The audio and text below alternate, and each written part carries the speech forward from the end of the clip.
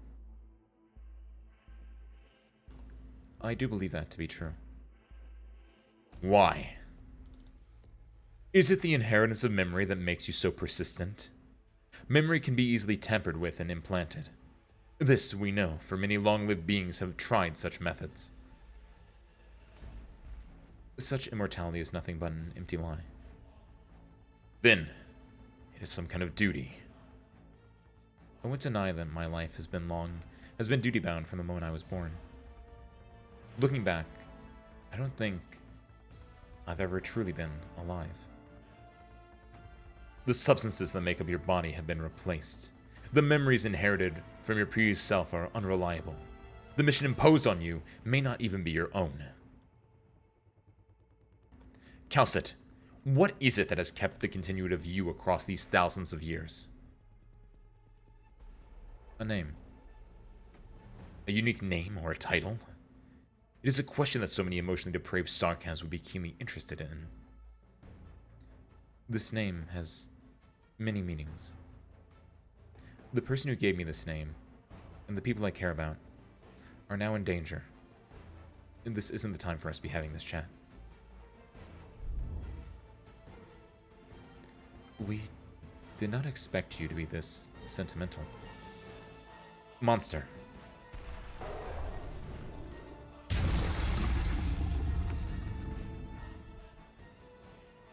Uno spettacolo magnifico da manuale. I love my daughter. Honestly, anytime that Amatsu, anytime anyone talks about like Originium as well, right? Which I guess in a way that's like why the Seaborn stuff is kind of interesting in some cases, because like the Originium, also yes, I think that was mentioned at some point. I think it was mentioned like when they went like died. They talked about like meeting a bunch of different people, and they were like, yeah, because they had mentioned that they met the Seaborn, and they were like they met the Seaborn, and they were like, they're an entity that's like us, but not at all like us, right?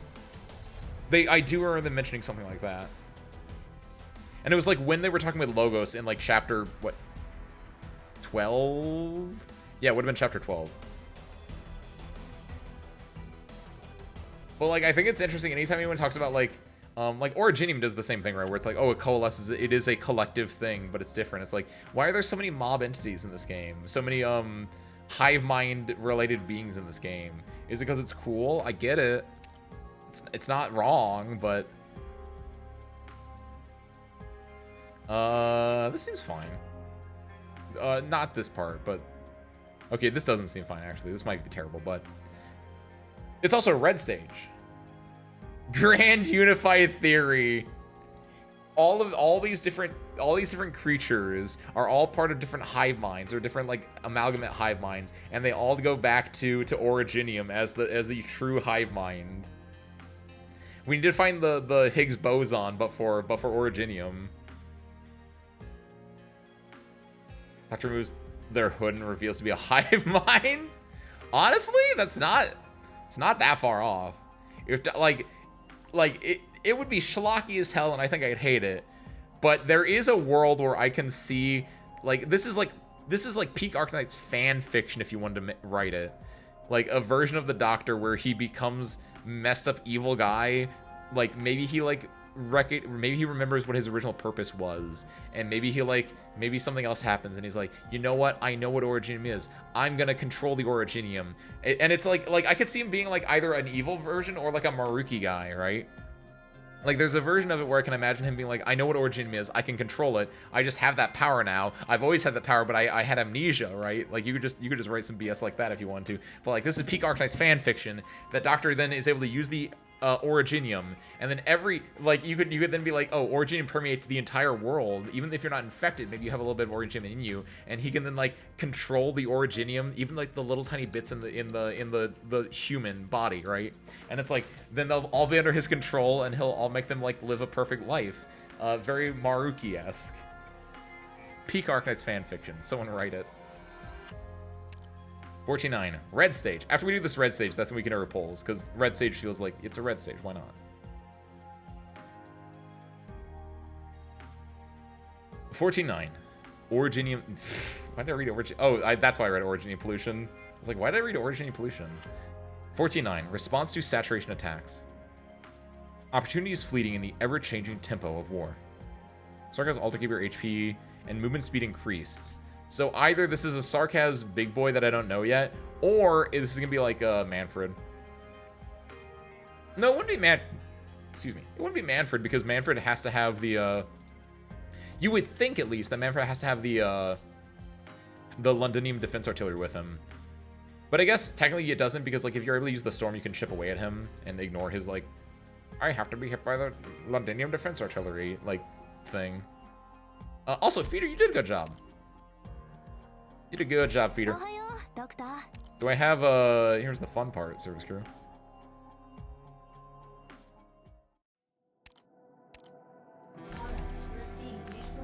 Go here. No, don't do it on that one, technically. I guess it doesn't matter where you do it at. Don't do it on that one. Do it on this one. If it's gonna, like, hurt someone's productivity, have it hurt their productivity. Yeah, nice. Oh, a lot of these. 1, 2, 3. Look at that. Beautiful. That is so nice. Then go back to gold, max out, confirm. I can't believe it. That is an insane quality of life buff. Because, like, it feels like you're not, like,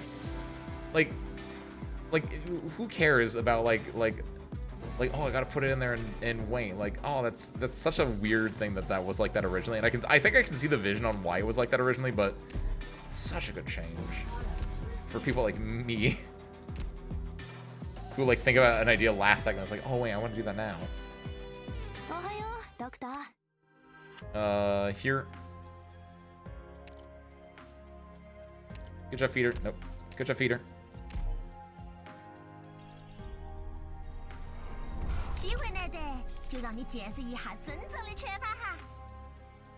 Mess him up, girl. Did she remove her sleeves? It's not that she removed her... Yes, but it's because, like, this is a jacket. She took off her jacket is more accurately what happened. These are both in the store? This is tough because these are all really good, actually.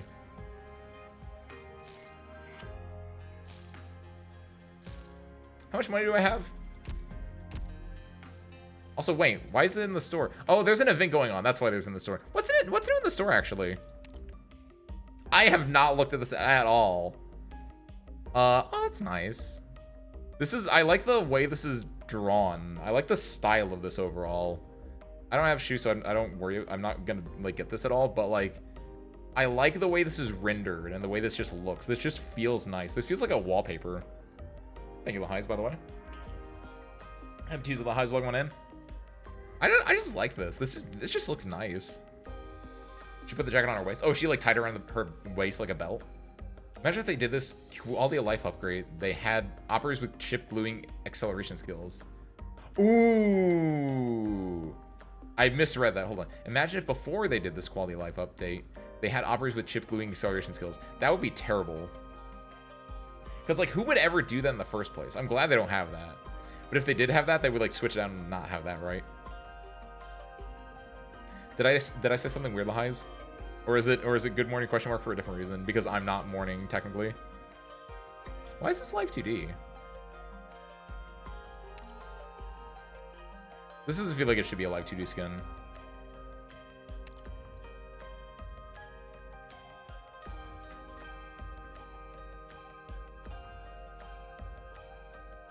That's kind of cool.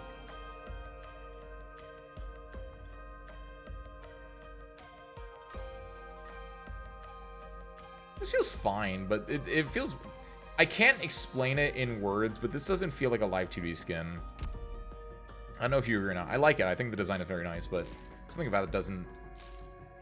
It feels like it's missing something to make it, like, work better as a live 2D skin for me. I don't even think I have Almond, I'm going to be real.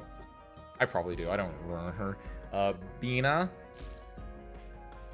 That's like a Lin skin. Do I have Lin? So did I buy Lin at the store?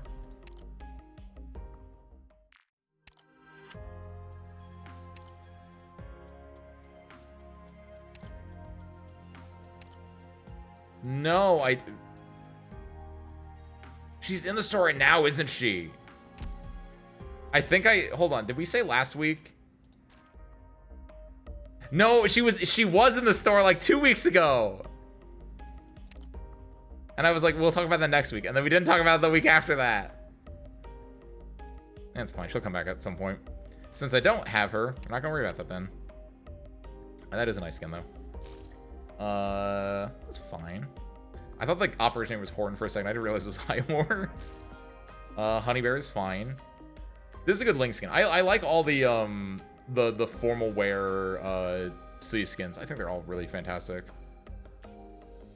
Qipao or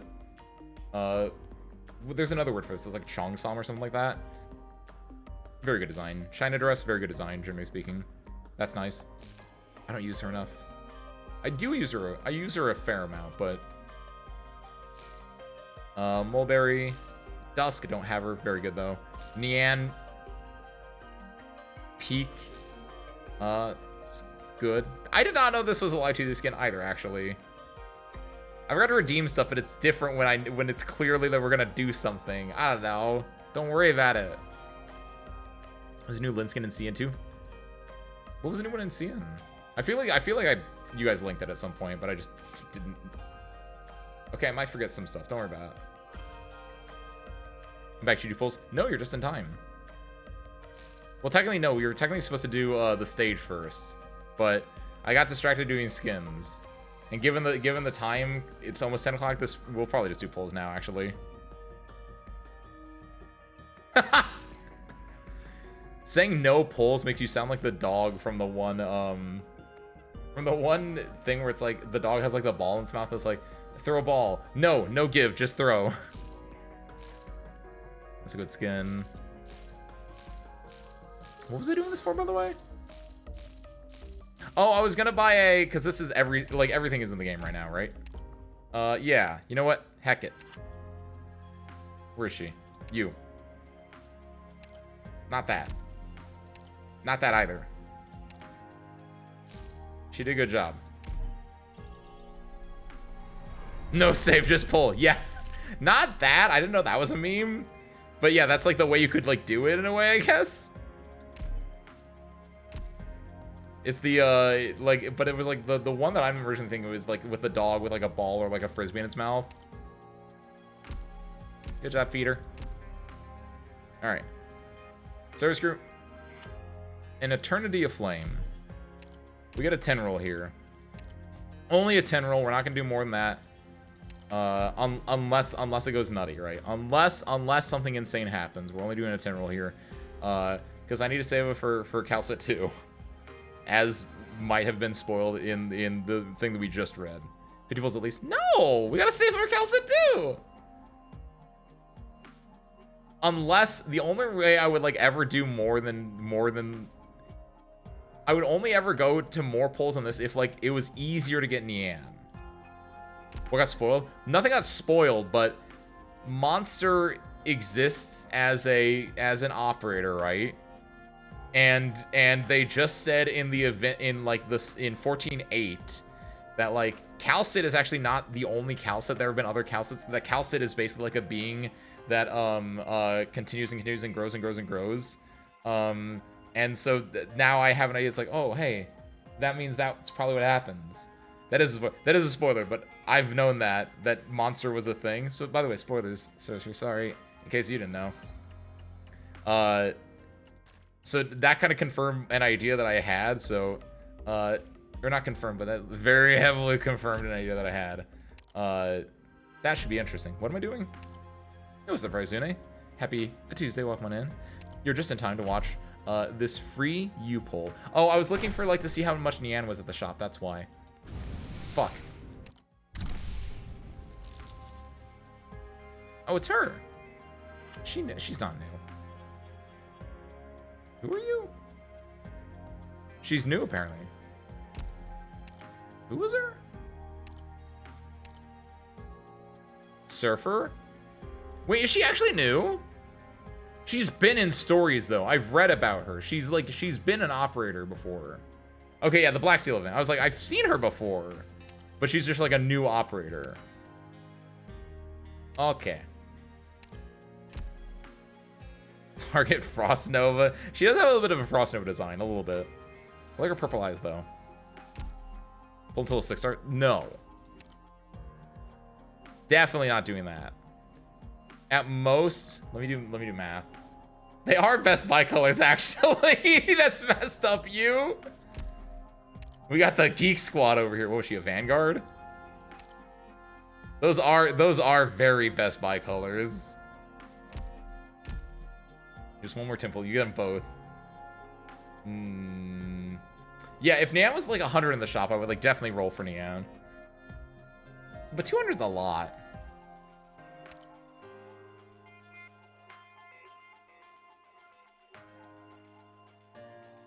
Let me do math on this real quick. I'll do another 10 roll now, but I won't do another 10 roll next week. Because that's what it would be. It was like... Because I only want to do the 2 on them. You saving? For Monster. Doesn't matter though. Watch this U. Yeah, no, we ain't spending any more on this banner.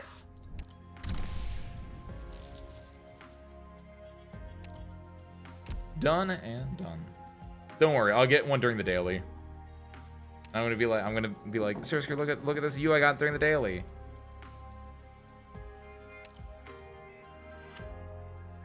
When you 10 pull ticket, I love that when you 10 pull, it uses tickets to enter random now. Wait, did it not? I noticed that in the pop-up, and I was like, man, I guess I've never done this before. But like, did it not do that before? That's kind of weird.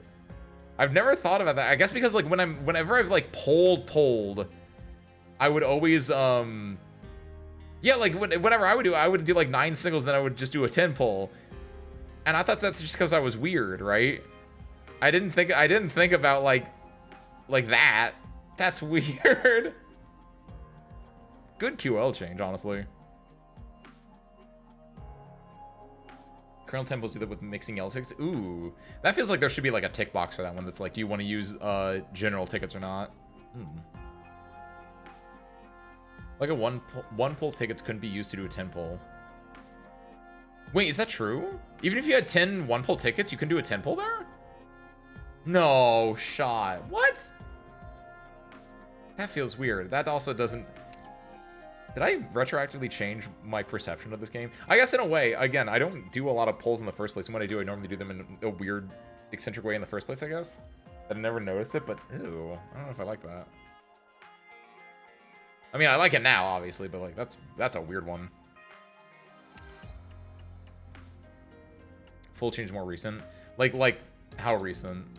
Because I guess the last time I like rolled was I Portatore dei Velici. Iptivi, as it's called, in the good circles. Believe in Dragon Chef? I do, but he can be over there. He's currently cooking. He's in the kitchen. He's cooking. What is he cooking? I don't know. He told me to stay out of the kitchen. So I'm gonna let him cook, and then I'm gonna get him in like 3 days. Calling it right now. Service crew, someone at me on Friday and be like, Ace, how does your U look? And I'll respond. I'll be like, look at this boy that I got from a daily poll on Friday. It's gonna be great. Unless it's not. But it's gonna be great.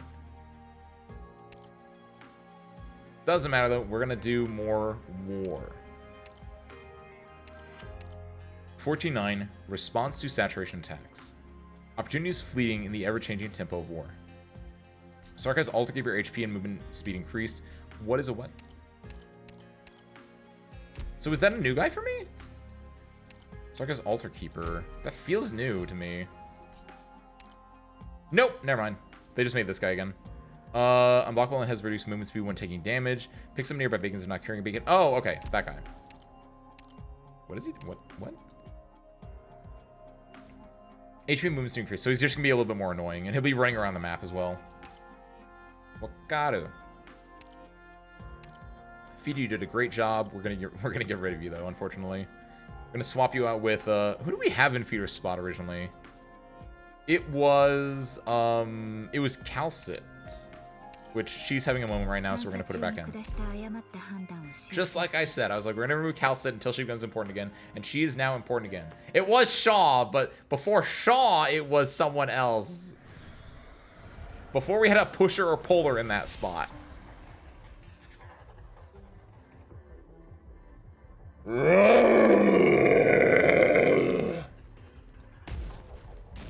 Ow! That's the sound it makes when it gets hit. There's one more. I'm afraid it won't be that easy. My cute little king of Sarkaz, you've already broken 5 of my paths. Should I take a guess at how long you'll hold out yet? You gave life to those beings of witchcraft just to use them as expendable tools to hold me back? It did take me a bit of time to create these chimeras. You're so cruel. You go around spreading that rash of empathy everywhere, just like Teresa. When she lost to Teresa's, the Regent thought it'd be a good opportunity to retake the crown, but to our surprise, she already passed it on to you before she died. Quite the well-conceived plot. Even with our eyes and ears everywhere, we were unable to detect it before it happened. Were you also fooled by her lies, Doctor? I have no idea what you're talking about. I know nothing about any of this. Poor soul. You don't even remember a thing. Do you desperately serve this King of Sarkaz? Is it the former king's manipulation, or is it because you truly love her from the bottom of your heart? That I'm actually able to answer. So enough of your sophistry. A bond with Ami is nothing you can tamper with. Kwisatz Siraj's ambition will bring even greater harm to the Sarkaz. Teresa would never allow him to usurp the crown. Such meaningless prattle, my dear little rabbit. Just ask anyone on the streets of Kazdal and they'll tell you. For us, the departure of the King of Sarkaz is the gravest disaster. Oh, right. Spare me whatever you might say about fairness. The inheritance of the King of Sarkaz has always been filled with accidents, and Teresa's actions were no different from what we did. We all sought to make this power easier to control. Our regent believes more deeply in the connection between blood and soul.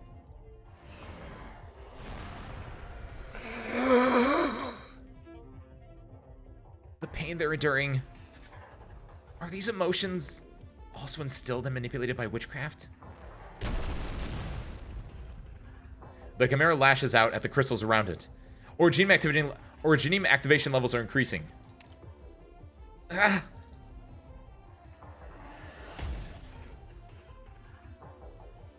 Amiya, the Originium activation levels are changing extremely quickly. Doctor, you don't need to worry. I can get accustomed to this Confessori's witchcraft. Over the last few years, I've been learning. I remember all the treatment methods Teresa taught me, as well as all the instructions I've received from Dr. Calcit. I can feel the connection between me and the King of Sarkaz. It has not left me.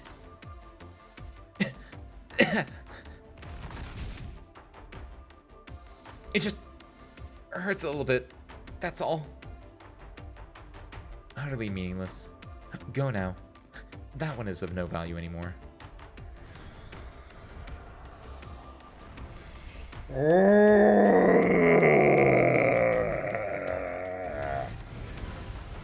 The crazed Chimera rushes towards you.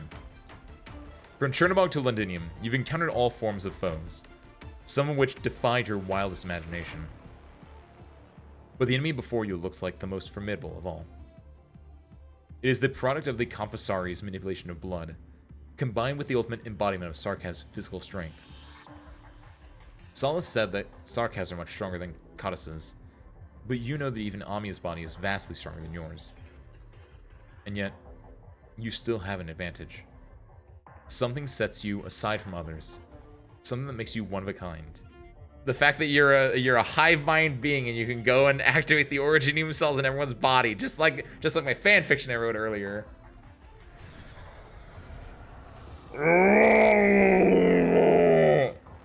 I won't let you! The black lines of the Sarkaz King run through the Chimera in front of you. But the claws of another Chimera are about to reach your head. It's almost time. Take a small step back.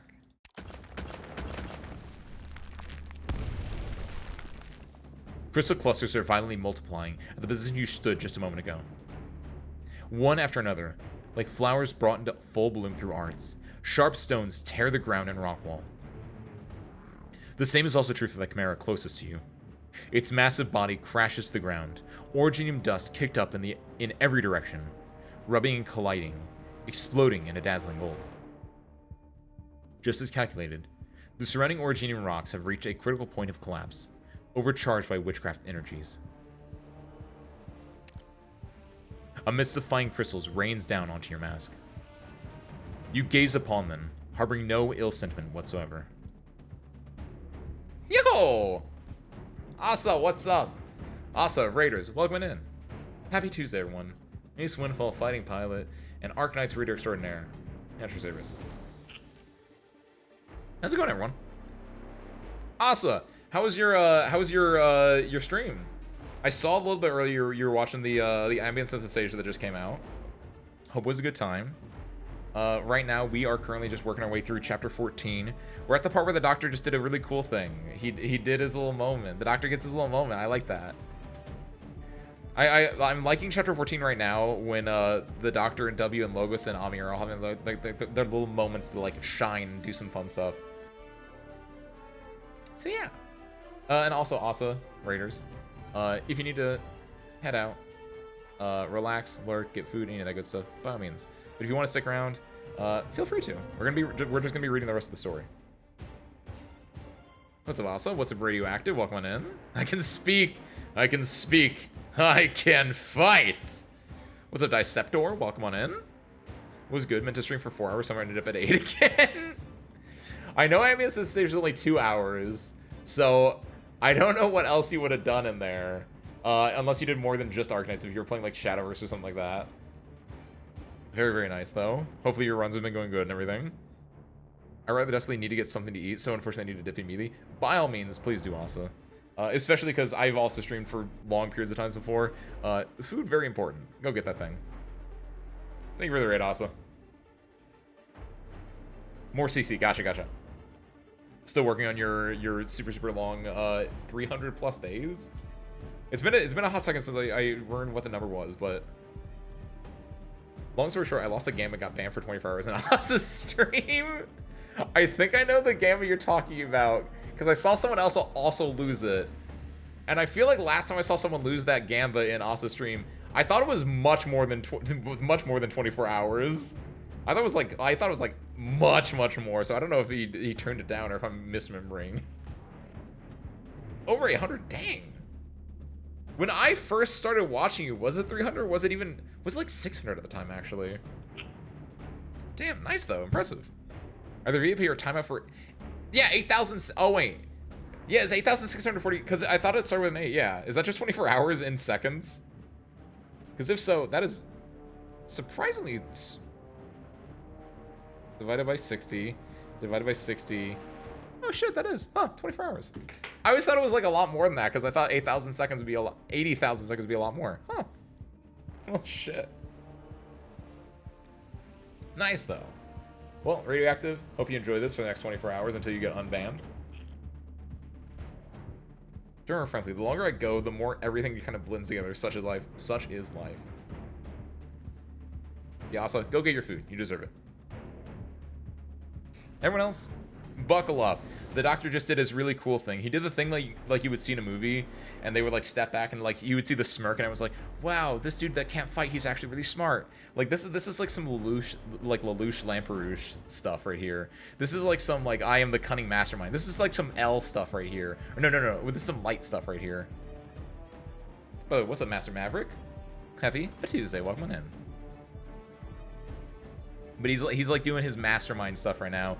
He was like, I was standing here right when the originium exploded. Now it's exploded on you. Haha. Originium will never harm you. And deep down, you realize this once again. But the same is not true for others. An instinctive fear swirls in the eyes of both Amia and Solace. Amia approaches you steadfastly, while Solace shows a hint of hesitation. And it was in that moment Just one brief moment. Bind. My hands and feet. Banshee! Solace is about to let out a scream. But the ensuing incantation... Somehow I realized just now that my scroll wheel can actually, like, advance text, and I've accidentally hit it, like, 3 times in the last 1 minute. And I don't like that. How long has it done that? My grip on my mouse is just wrong. As someone that only reads Skiff, I'll be here and be lost in the story. Don't worry. You'll catch up, or if you don't catch up, you'll at least vibe with it a little bit. Because I feel like you can just... I feel like the overall, like, bits of the story are fairly easy to pick up on. Solace is there, Amiya's there. I feel like most people like, get a vague understanding what Amiya is doing, generally speaking. So I feel like you can't lose out on much, right? What did she say before I accidentally skipped it with my scroll wheel? Solace is about to let out a scream. But the ensuing incantation preemptively seals her power. Her voice is grating to the ears. You spend too much time playing with pelts, while knowing nothing about weaving a stanza. Amiya, it's time. Right! Solace! The black particles no longer revolve around you, but instead form into a sharp sword. You cannot help but to look into the face of blue-haired Confessarius. Her emotions have almost faded away, as if already having made peace with the imminent fatal blow.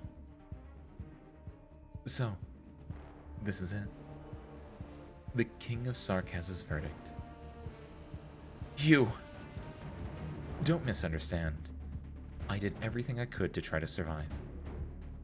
I failed to recapture the King of Sarkaz for the leader, and made a grave mistake, which is why I was deceived by the cunning pest beside you. For the sake of this life, I should try to atone for my sins. Is that it? You were willing to sacrifice yourself for Kwisatz plot. He is our father, our progenitor. Disobedience is not an option. I truly hate Kwisatz. Wait, no, this is not Kwisatz. Who's Kwisatz? That's a different name. What do I know Kwisatz for? This is Kwisatz. Kwisatz is 100% like an actual thing in this game, but who is that? I truly hate Kwisatz, and I hate you too. Why?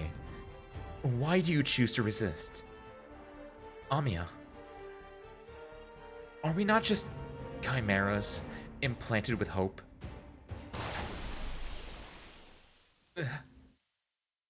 Obstruct.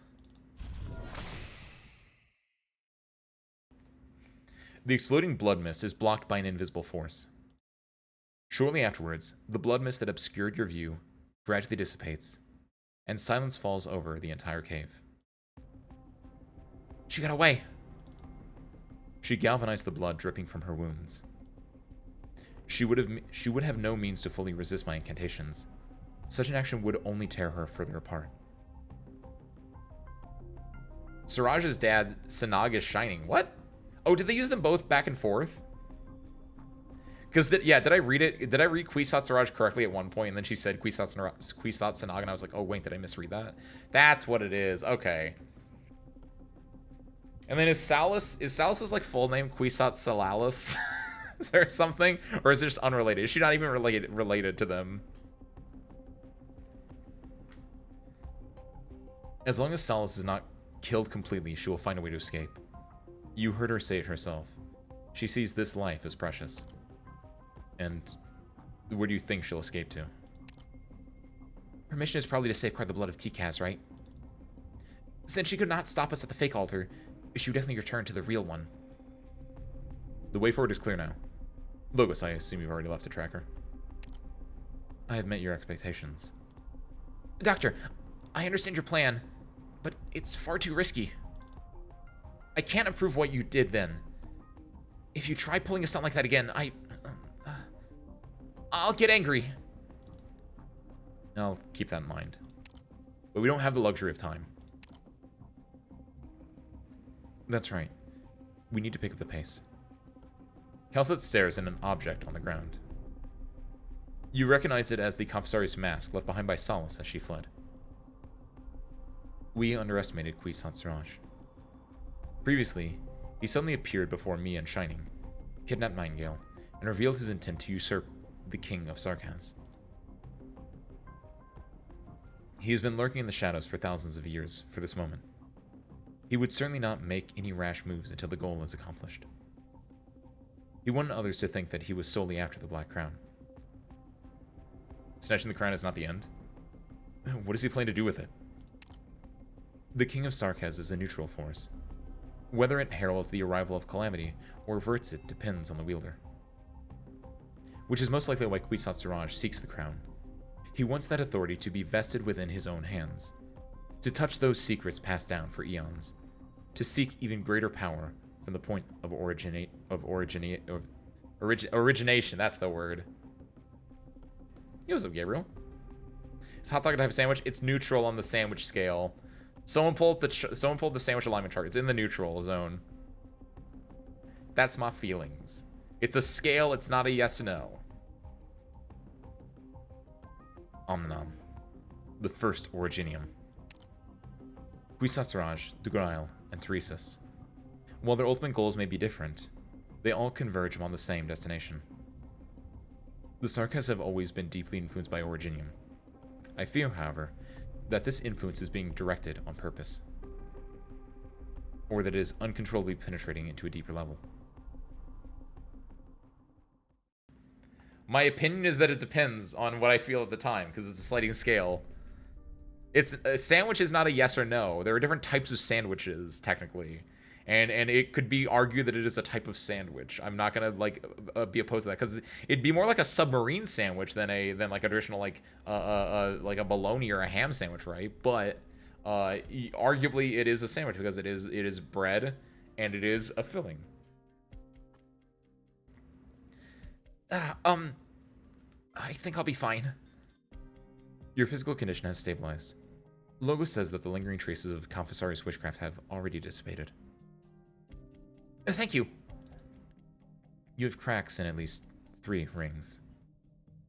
It's nothing serious. Just some battle damage, that's all. The rings aren't the problem, Amiya. Since the battle for the Command Tower started, don't you think you've been taking on too many memories and emotions? Those aren't going away. It's your own psyche that is tearing these rings apart, and no instrument is enough to contain such a torrent of emotions. The rings can't, but I can. I'm not just an instrument. These emotions were forced on me by someone else, yes, but I choose to reach out to them, to experience them, and to feel them. If I said it wasn't painful, that'd be a lie. I don't want to deceive anyone else or myself by acting as if that pain doesn't exist. But I've pretty much gotten used to it. It's like wading through a swamp with a heavy load on your back. Amiya, I'd recommend reinforcing those rings. No. To save even more people, I need even more power. I've told you again and again that this is what I wish for.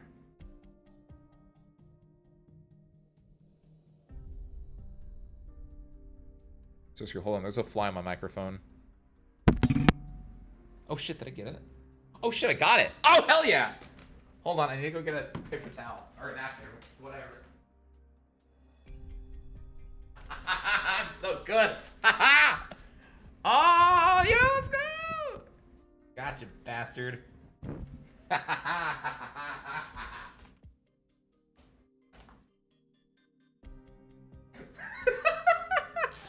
That thing was like floating around for like the last minute or so, and I saw it land. I was like, oh, gotcha.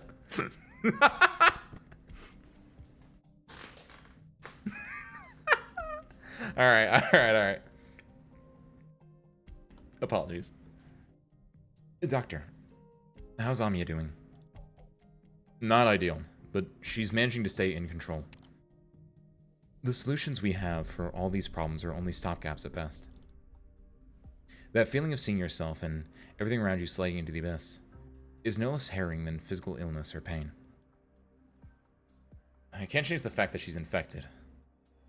If only I could cure her. Amiya is unwavering. When Her Highness Teresa brought her before us for the very first time, she was but a child. I still remember her gaze lingering on the feathers on my horns. How did she react? How did you react? Even I found myself somewhat shocked. There was no fear in that child's eyes, only a friendly curiosity. I was planning to take a step back like Scout and the others, but Amiya actually came up to approach us herself. That was a time when a good chunk of Babel's core members were Sarkaz. We had horns of all shapes on our heads, some more imposing than others, and there were crystals all over our bodies. I'd seen my fair share of Rim Billington's Codice caravans, so I knew that those timid, mild-mannered Codices often found it difficult to suppress their instinctive fear when they came face to face with a Sarkaz. Maybe that was just her nature, or she had an exceptional upbringing. Ami showed no sign of distinguishing between the Sarkaz and any other race. She naturally treated everyone with kindness. Which is why I was not surprised at all when I learned that Teresa chose Amiya to be her successor. Even though you were a lord of the royal court, you were in support of Amiya inheriting the title of King of Sarkaz. For me, that wasn't even the most difficult part of the decision. Doctor, I just ran into some old friends. Among them was one of my former battle comrades who I killed with my own hands. What?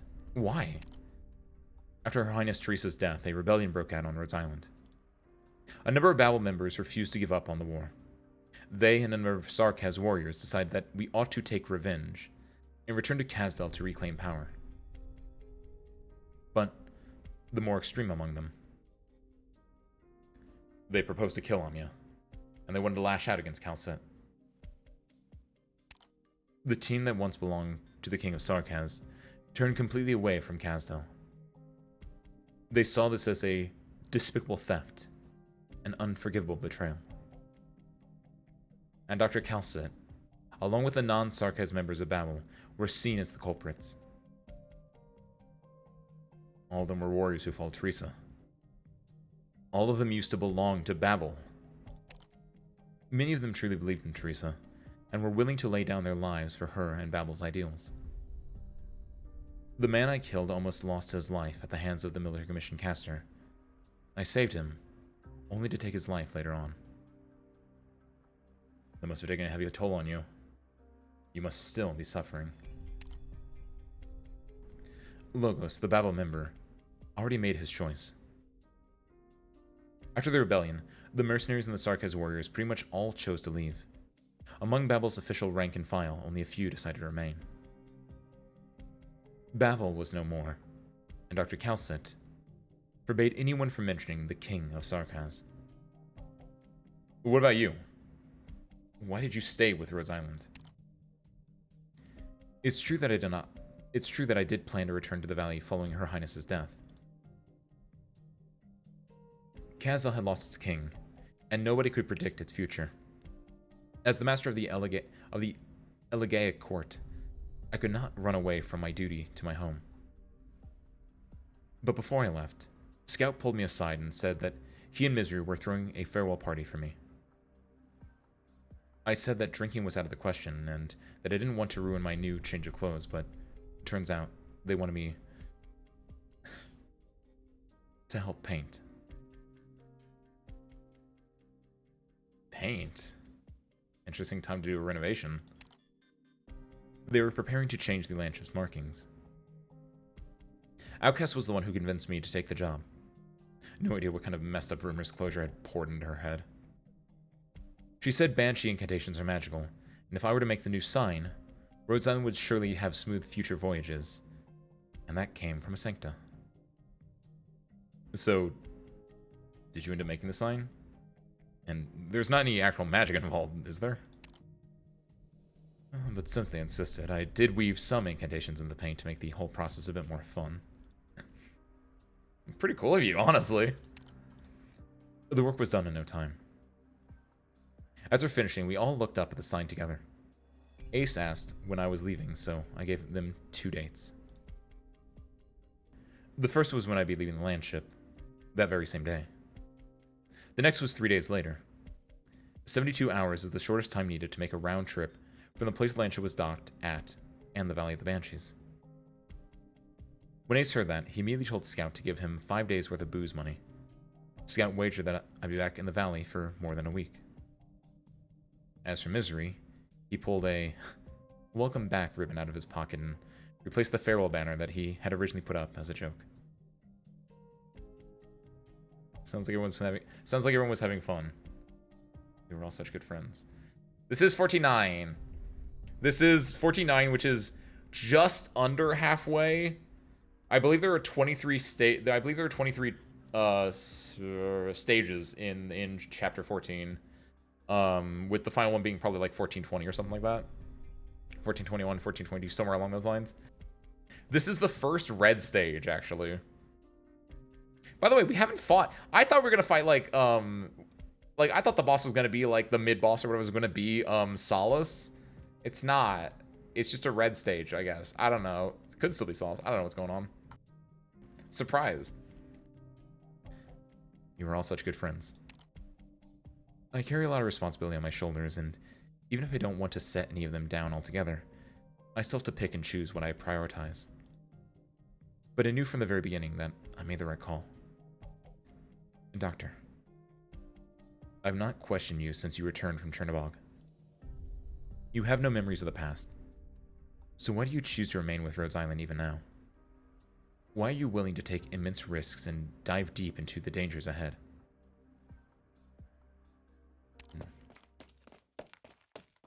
A little Banshee! Mr. Logos, the road ahead has been blocked.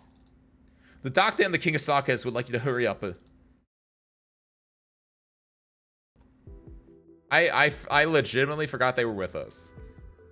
I know that they didn't die. I know that, what is it, Driver got infected with the worms, right? But, like, I legitimately forgot they were with us. Like, I thought we would have, like, left them behind at the cave entrance or something like that. Seeing a little shopkeep come up there with a little Brooklyn accent, legitimate surprise to me. A newly formed rift. This huge rift suddenly appeared out of nowhere. The Bluehead Confisaris went through it, so we're definitely on the right track, but right now... The Originium is reshaping the terrain with increased frequency and severity. I can feel it. I trust that you can as well, Amiya. The ground is... trembling. The Sarkaz's emotions are resonating violently with the Originium. Their rage is gathering and it shakes this land like a storm. When the blood of Tikaz is used in tandem with Omnanon, the battlefield itself becomes an art circle of colossal proportions. The origin arts of the rampaging Sarkaz are amplified, and in turn, that increased power promotes the spread of Originium. A similar situation took place thousands of years ago. The Sarkaz acquired witchcraft through Originium, and through witchcraft, Omnanon was awakened. In the centuries to follow, violent storms flayed the land, and great fissures cut deep into the earth. The Originium had almost completed its mission of devouring everything. Wait, that's like the entire purpose of the Originium, like the original, like the, where do we learn that? From, like, Babel, right? It's from Babel / Lone Trail.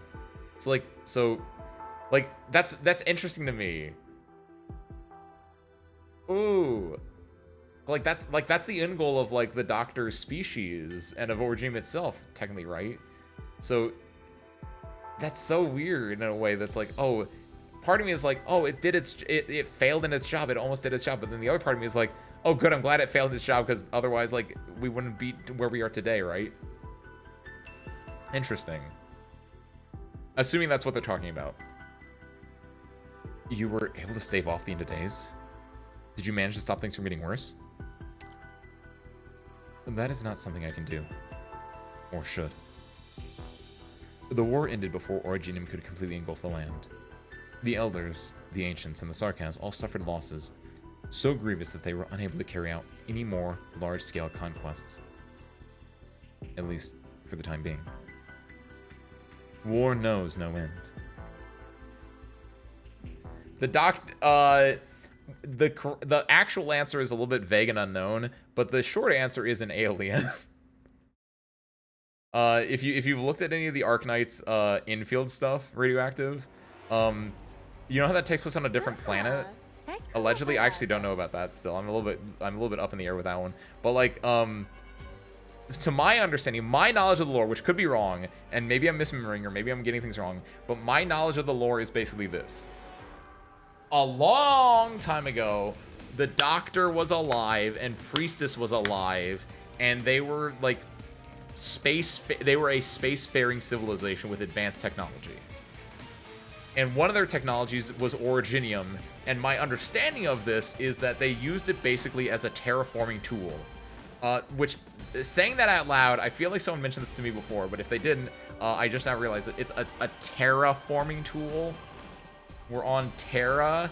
It literally formed Terra. That's not how that works, but I think that's really funny. But no, like, the idea is that the Doctor and Priestess were part of a spacefaring civilization, and they had Originium that they then seeded onto this planet to terraform it for their purposes, whatever that may be, either for living or for like resource extraction. I don't think it's ever stated exactly. It might be, I don't know. That, again, not important though. The idea is like the Doctor and Priestess set the seed of Originium, and then they'd put Calcit on here to like watch over the planet and watch over this process, right? That's something you see in Babel, I want to say, is you get to see the Doctor way back when, like the proto-Doctor, right? The Doctor like talking to Calcit, and where the Doctor gives Calcit her name, which is really adorable to me, and that's why Calcit's daughter. So you get to see that moment, and then it cuts, and then you don't know what happens, and then you cut to nowadays, effectively, where like the Originium is here. There are people living on this land with weird powers that they get from who knows where, that are all just physically stronger and better than the Doctor, right? Because the Doctor is a weakling, and that's because the Doctor is I think the Doctor is actually just a human. If they want to go that way, I'd be fine with that, actually. But like, the Doctor is just something that I would argue is actually human, and these are all souped up, drugged up beast creatures that have taken on a human shell, effectively. That might be oversimplifying it, but that's my general interpretation of it. I think that basically hit the main things. There are at least 3 different terraforming projects on Terra alone. Are you counting terraforming projects created by like people in present day you? Because like, obviously, fittingly in chapter 14, you could argue this is a terraforming project. Is the Doctor is really old and immortal? To my understanding, yes. It also helps that the Doctor was in like cryostasis, so that works as well. But I gotta say, I'm actually trying not to say stuff in case I'm forgetting you haven't read that yet. Thank you, Ben. I appreciate it. Because yeah, the only thing that I wouldn't know, because I think I've read everything except for chapter 14 as far as like the big story stuff goes, or unless it's like not in Arknights itself, right? I was gonna say, basically, as long as it's not chapter 14 stuff or like future Arknights main game stuff, you can say it. Like if it's like from IS5 or whatever like that. I've only beat the first boss of that. You can definitely do that one. Didn't read the Doctor then. Oh, that's true. I didn't do that. That is so true, Oomphy. I only read the first one of those ones, and honestly, it didn't have as much Doctor as I wanted. Excuse me, it did actually. I actually liked the scene where the Doctor I actually did like that scene a lot. I wanted more of the Doctor in it. I think there was like part of it where it was focusing on something else, but there was the scene where the Doctor like gets the people their medicine, right? That was fun. Because it was like doing a lot of stuff. I guess that's the main one that I haven't read, technically. How do the Suis fit into the story of Terra if the Doctor terraformed it? So basically the idea is the Doctor wanted to terraform, so the Doctor people wanted to terraform Terra, but like when they were doing this, nothing existed on it, allegedly. Then, however, surprise, there actually were things living on it. My presumption is that the people living on it, or the animals or beasts or whatever living on it, encountered the Originium, and they and it made them into the things they are today. But keep in mind, like things like Myrtle or Texas or Utage, right? They are the lineage is way far down there. They've been diluted. They've become standardized, right? The things that originally came from the Originium, my assumption is, those are where the Ferran months. Those are where the giant whale skeleton, where your base form Sui, right? The great powerful Sui, not the split one, but like the big boy Sui. that's where like that would be from. Like they are all like the creator gods, you could argue, right? Because the Franmonts in general are seen as like the creator gods of their nations in a way, kind of, sort of.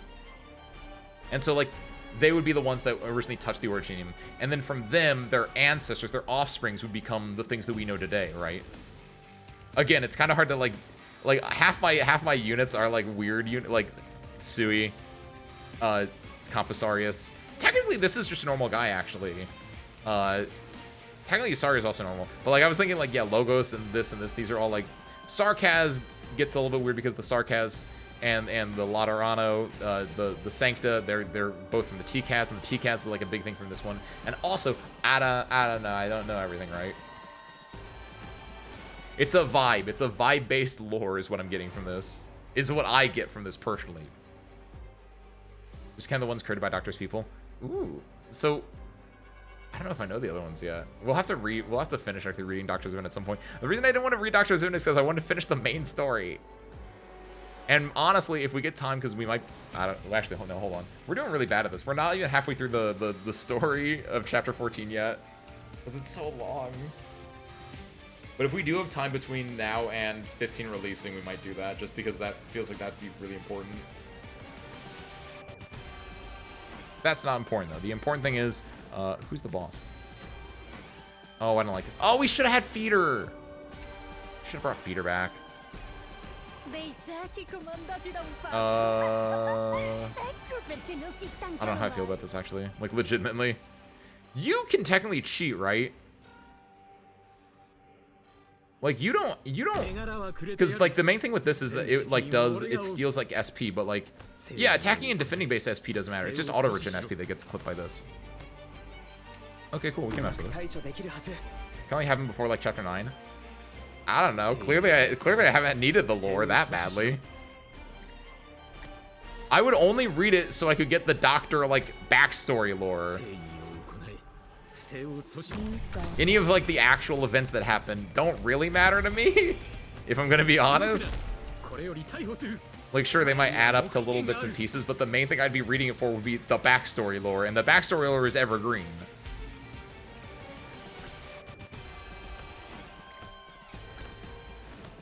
Oh, he can't be blocked. Wait, this changes my plan. You? I didn't think about actually how to do this, but... The Doctor is human. Is he different human compared to the Rainbow Six crew? No idea. That was completely me spitballing. I don't know if he's, like, human, but at the very least, he's a human. He's more human than the operators would be, right? I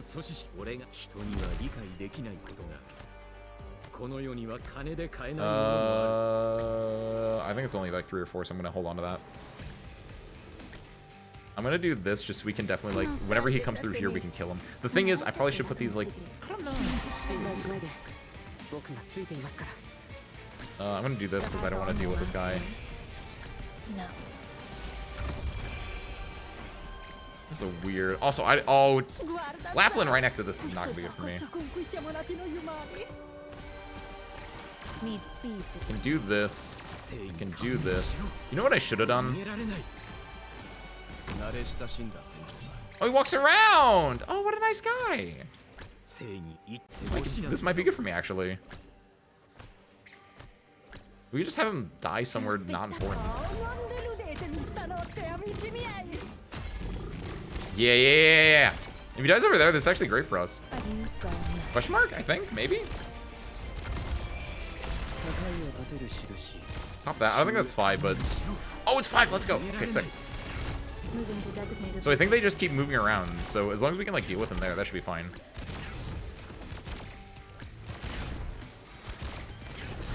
By the way, you know what these guys remind me of? They make me think of the IS-2... They make me think of Jetman. Okay, so I don't know...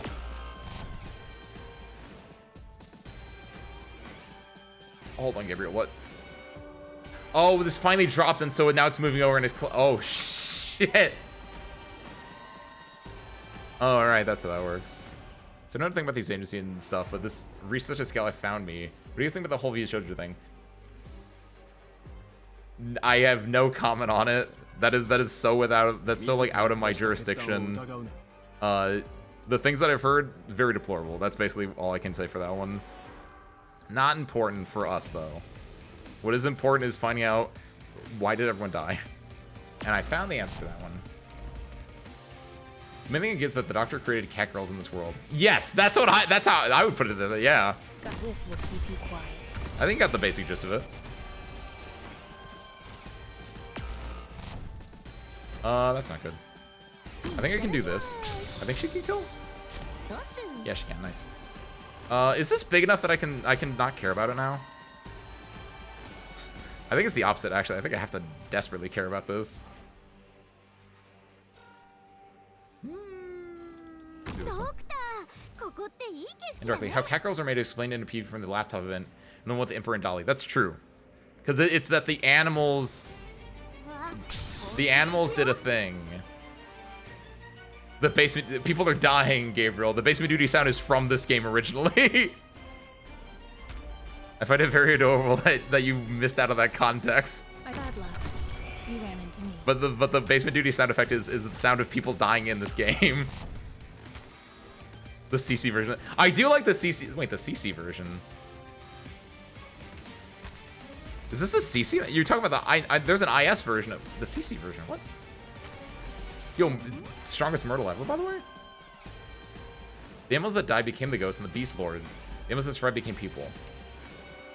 That's what it is. What did they touch the Originium? Is that what it was? I'm trying to think of what they encountered that had them have possible effects in the first place. I don't remember if it was Originium or if it was something else. Do they take damage? Yeah, they do. No, it's so cringe. It was so close. I see why this is a bit of a pain in the ass mechanic. Okay, it was an Originium seed. Okay. So basically the idea is Originium in the world. You touch it, things happen. Originium is basically Originium is just like, I've never watched any of the like the new Alien movies. I only watched Alien and Aliens, and Alien is the superior product by far. But that's not a story for what we're talking about now. What we're talking about now is we're talking about Prometheus, a movie that I've never seen. But if you've seen it, you might have knowledge of what I'm about to say, because I've seen it through secondhand viewing, basically. There's a thing in Prometheus and in a lot of the new Alien movies, like the prequel movies or whatever for Alien, which is the black goo. And my understanding of the black goo from Prometheus is that it's like a primordial soup thing that when it interacts with other things, it can change and evolve them. And that's what Originium is. It's basically primordial goo that changes and evolves you in some way. Sometimes it's good, sometimes it's bad. But from what I've seen in relation to Prometheus, and now what I'm thinking of out in Arknights, where it's like, yeah, sometimes you touch the black goo and you explode into treats, right? You burst into Originium. And sometimes you touch it and you become a wolf girl, right? It's like, obviously effects depend on a lot of other circumstances, but at its core, it makes me think of that, actually. I think people also explain why characters have 4 years. Did it? Why did characters have 4 years? What was the explanation for that? Was it because they were human, but then they also got the spirit of the animal with them? Like something goofy like that? If Originium is related to creating people on Terra, why is it considered a disease? In the same way that like bacteria is part of our body, right, radioactive, but you could still get sick from bacteria. I don't know. That's not a great analogy, but like, just because something created you doesn't mean that it's necessarily good for you, especially in large concentrations. Plus, we don't know for a fact if it's the same Originium, right? Maybe the Originium itself has mutated over time. Yeah, exactly. Perfect.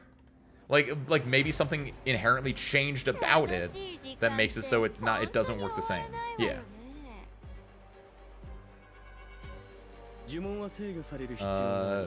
I don't like this map, by the way. This kind of stinks. Yes, I mean, it's always been called rock cancer, so yeah. That part hasn't changed.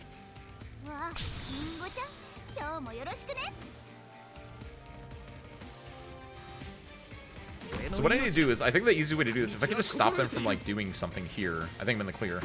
That's unfortunate. I didn't realize that. Whoopsies.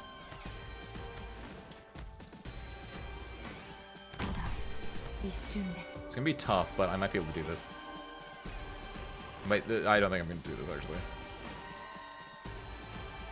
Wait, that's not what I thought it was. I thought that was one of the jerks for a second. I think I'm screwed. I think I'm so screwed. This is not like the position I want it to be in. Yeah. There are ideas here, I think. Not that one particularly, but You go ahead and retreat.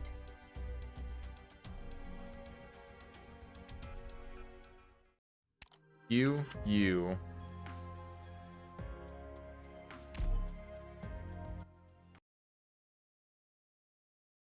Ooh, I have an idea. If this doesn't work out, I have a different idea for what we can do. It involves Ethan. You can just Ethan over here, right? Like, oh, you can't block him, but yeah, you can slow and bind him. So obvious. Put it right there.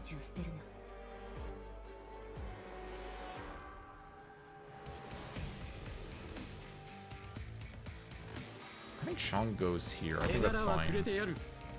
Because he was able to survive there with Lumen healing him before, so I think that's fine. I think Lumen does enough healing. Lumen's outside of the range, right? Yeah, okay. Deal with that. I will pop him off now. I think it's worth it. He gets the 1 dot. I think it should work out number-wise. Oh, you know, Tifon. I did think about putting Tifon in the squad, and I was like, it didn't feel right, but no, Tifon would go crazy good here. Because Tifon would hit... If you put Tifon here, Tifon hits literally all of this.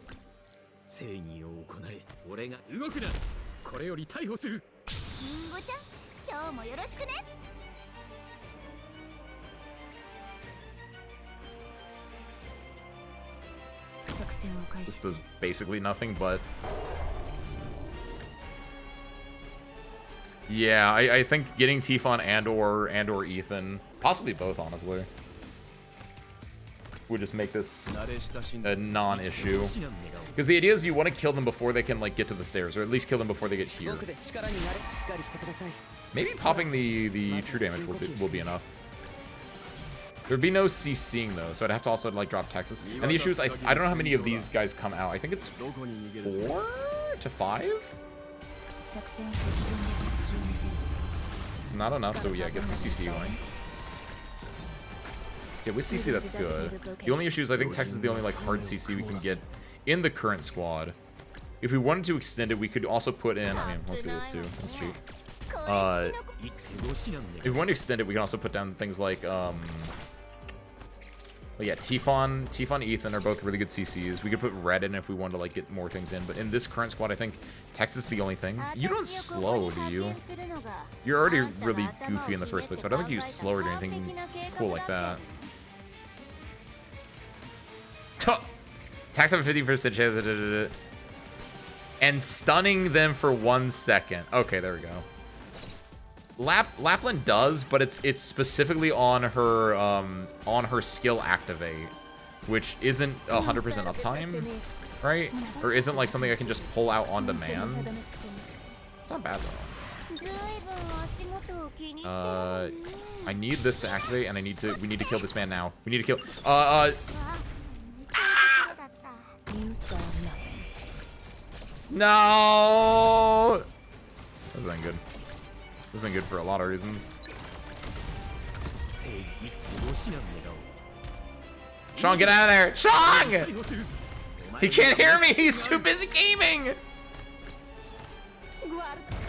Get rid of that man. Get rid of this man as well. This thing's gonna go... It's not gonna go to big hell, but it's gonna go to small hell.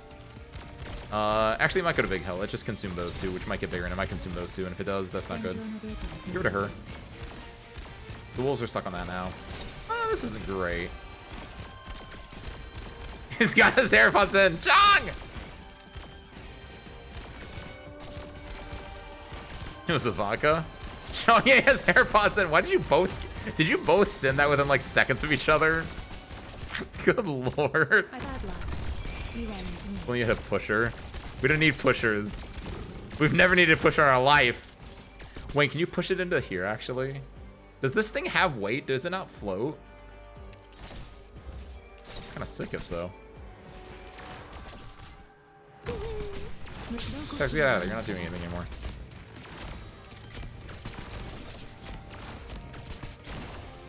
Luckily, the storm does take care of these guys. So we don't have to worry about them. Mess them up, Utage. Where are you? There we go. I was like, why haven't you popped off yet? There it is. This might be enough for us. It's gonna be scary here. Unless W just nukes that man. W just nuked that man. Perfect. Now the storm's gonna kill everyone else, though, is the issue. 1, 2, 3. Hold on. These are the last 3 enemies. W's fine right now, but the storm's gonna be coming this way, slowly but surely. I think it has to take the physical path though, which is interesting. I thought it could just like cheat, but it taking the physical path actually makes it so it's a little bit slower for our purposes. We might be able to deal with this guy in time. Wait, no, hold. You ran into me. I didn't realize the Sudaram was gonna go into the hole. He just died to the thing. Texas actually didn't do anything there, but I was terrified because I was like, wait, what do you mean he's not going all the way around? Need speed to That could have been embarrassing. どこに逃げ Chong, it's okay. The storm's gone. You're fine. Oh no, Chong. See, he's fine. Easy. I did it. 68 hours into the operation. There's only 4 hours left. How much of the next 10 missions take place over the next 4 hours? That's the scary part. Logan throws Wolf into 400 sieverts of ionizing radiation more at 11. Excuse me. I didn't throw the wolf into it. I made the wolf stay there while it was coming towards them. There's a difference. Unless you mean the skill activating. In which case, I also didn't do that. Technically, the wolves did it on their own. They're just going. Smoke and thick fog tug and tear at one another. The deck of the Gastrel is teeming with the seeds and withered branches of the Naxahirs. By the way, unrelated, real quick. I was thinking about this earlier.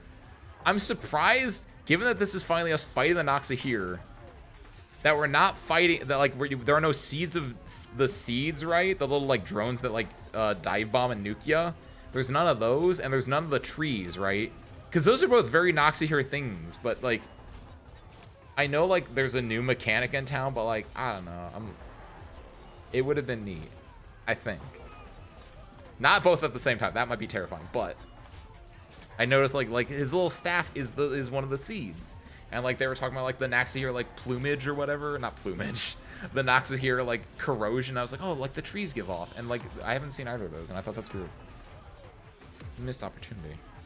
The deck of the Gastrel is teeming with the seeds and withered branches of the Naxahirs.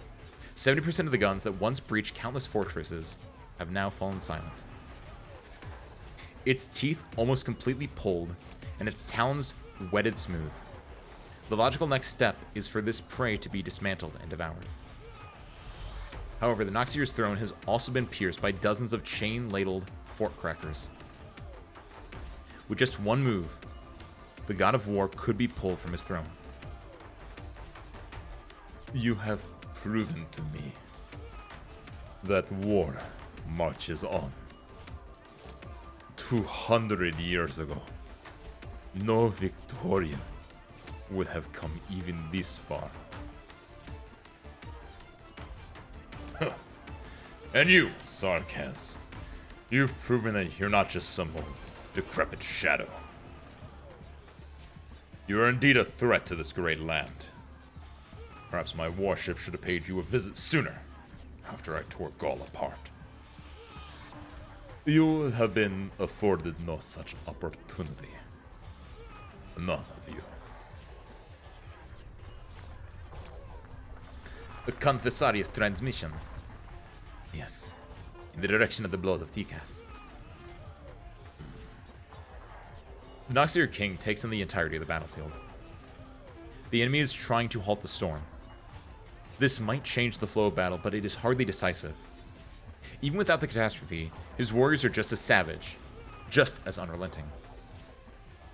Wellington is a worthy opponent, but the fetters of time will soon drag him away. He has no place among the future's wars. The true threat comes from elsewhere. It comes from behind. Teresa's and the Confessaries have reminded me that this is not the only battlefield. Will you attend to it personally? I have already received the awards promised to me by the military commission, present and future. The Naxi here must also fulfill their pact with the region. But before I leave, I must sow some seeds of decay on this battlefield for me to reap upon my return. A thick haze rises. Upon the battlefield, only the throne remains. Is that Naxi here? Running away? No. In a real war, there is no retreat. Wait, General! Look at the throne! There's some kind of mist pouring from it.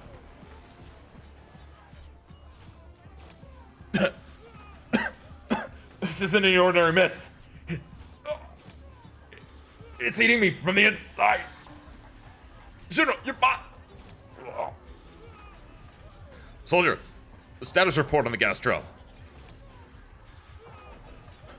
Damage to the cabins in excess of 60%. Your previous orders, propulsion capabilities are largely intact. As for weapons, remove anything that's basically unusable and discard it on the spot. Roll out the origin cannons from the lower decks. Those are already obsolete, but still enough to kill. Yes, sir! Notify the gas trail to retreat to GO high ground according to the plan. Continue to consolidate defenses there. We will also follow at speed, ordering all current battle lines to fall back. Next, send these Sarkaz over to Castor and got it in their hand. Any news from Shay? The captain and Lady Alblana have captured most of the Noxier altars in this area. Yes, I saw. Their flames are very vivid. Medic! No need. General? Battle with no decisive conclusion will not be my last.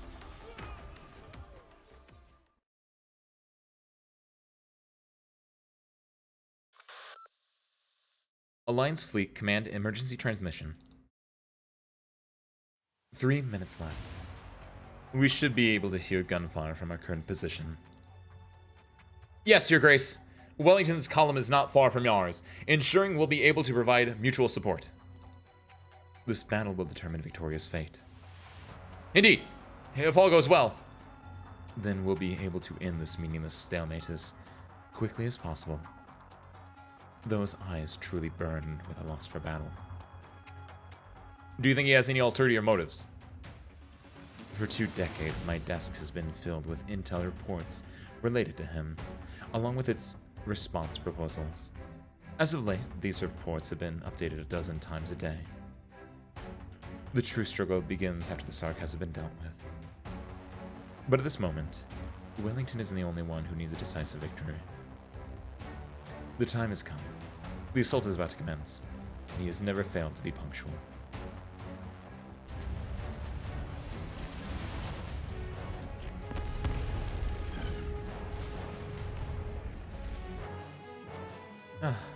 Do you hear that?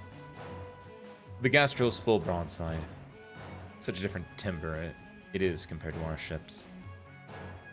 But after this battle, Castor's name will shine alongside Wellington in the annals of Victorian military history. Anomaly. 00 and 01. Repeat, 00 and 01. Drat, the comms have been cut? Your Grace, all signals from the Duke of Wellington have vanished. A group of Sarkas suddenly emerged from the catastrophe and have engaged in battle with our frontline troops.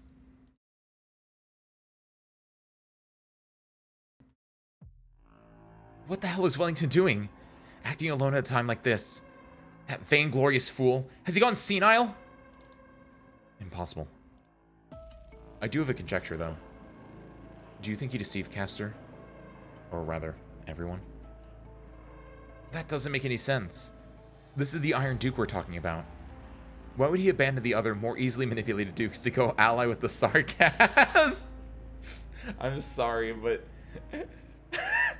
the wording of why would he abandon the other, more easily manipulated dukes has the same energy of...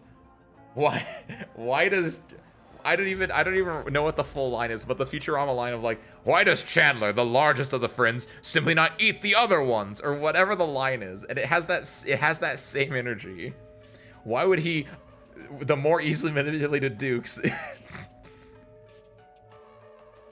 It's a game of prisoner's dilemma among the dukes.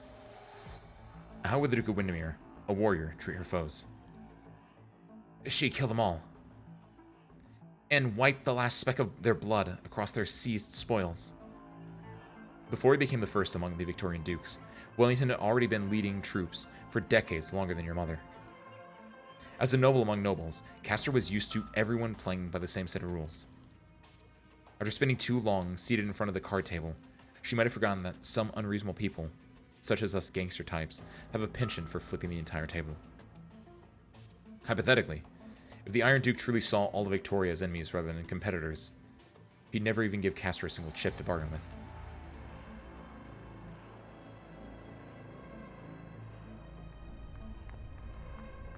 Catastrophe! The next wave of catastrophe struck far sooner than any of the catastrophe messengers predicted. All our comms have been knocked offline. How long for repairs? 15 minutes. No, we'll make it 10.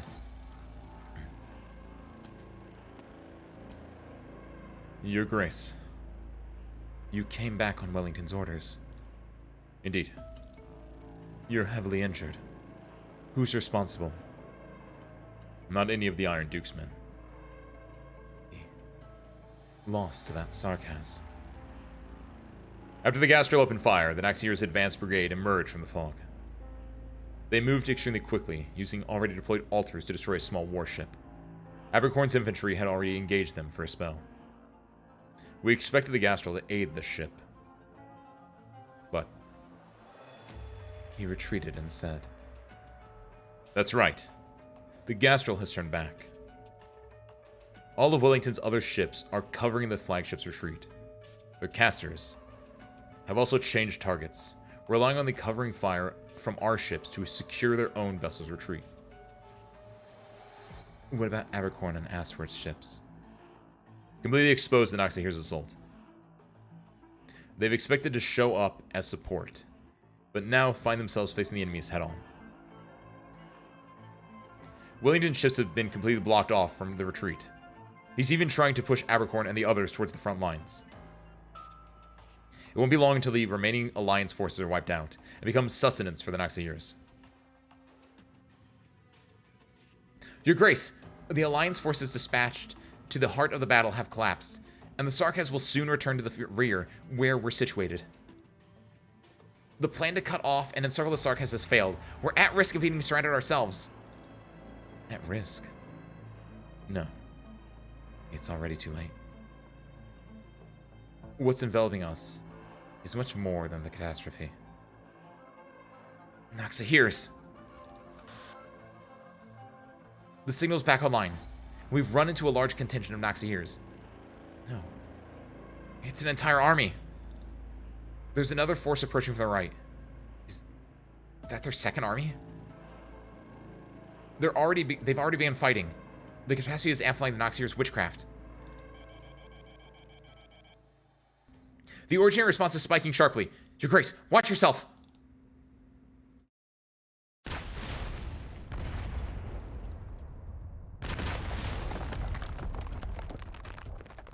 You think they're fine?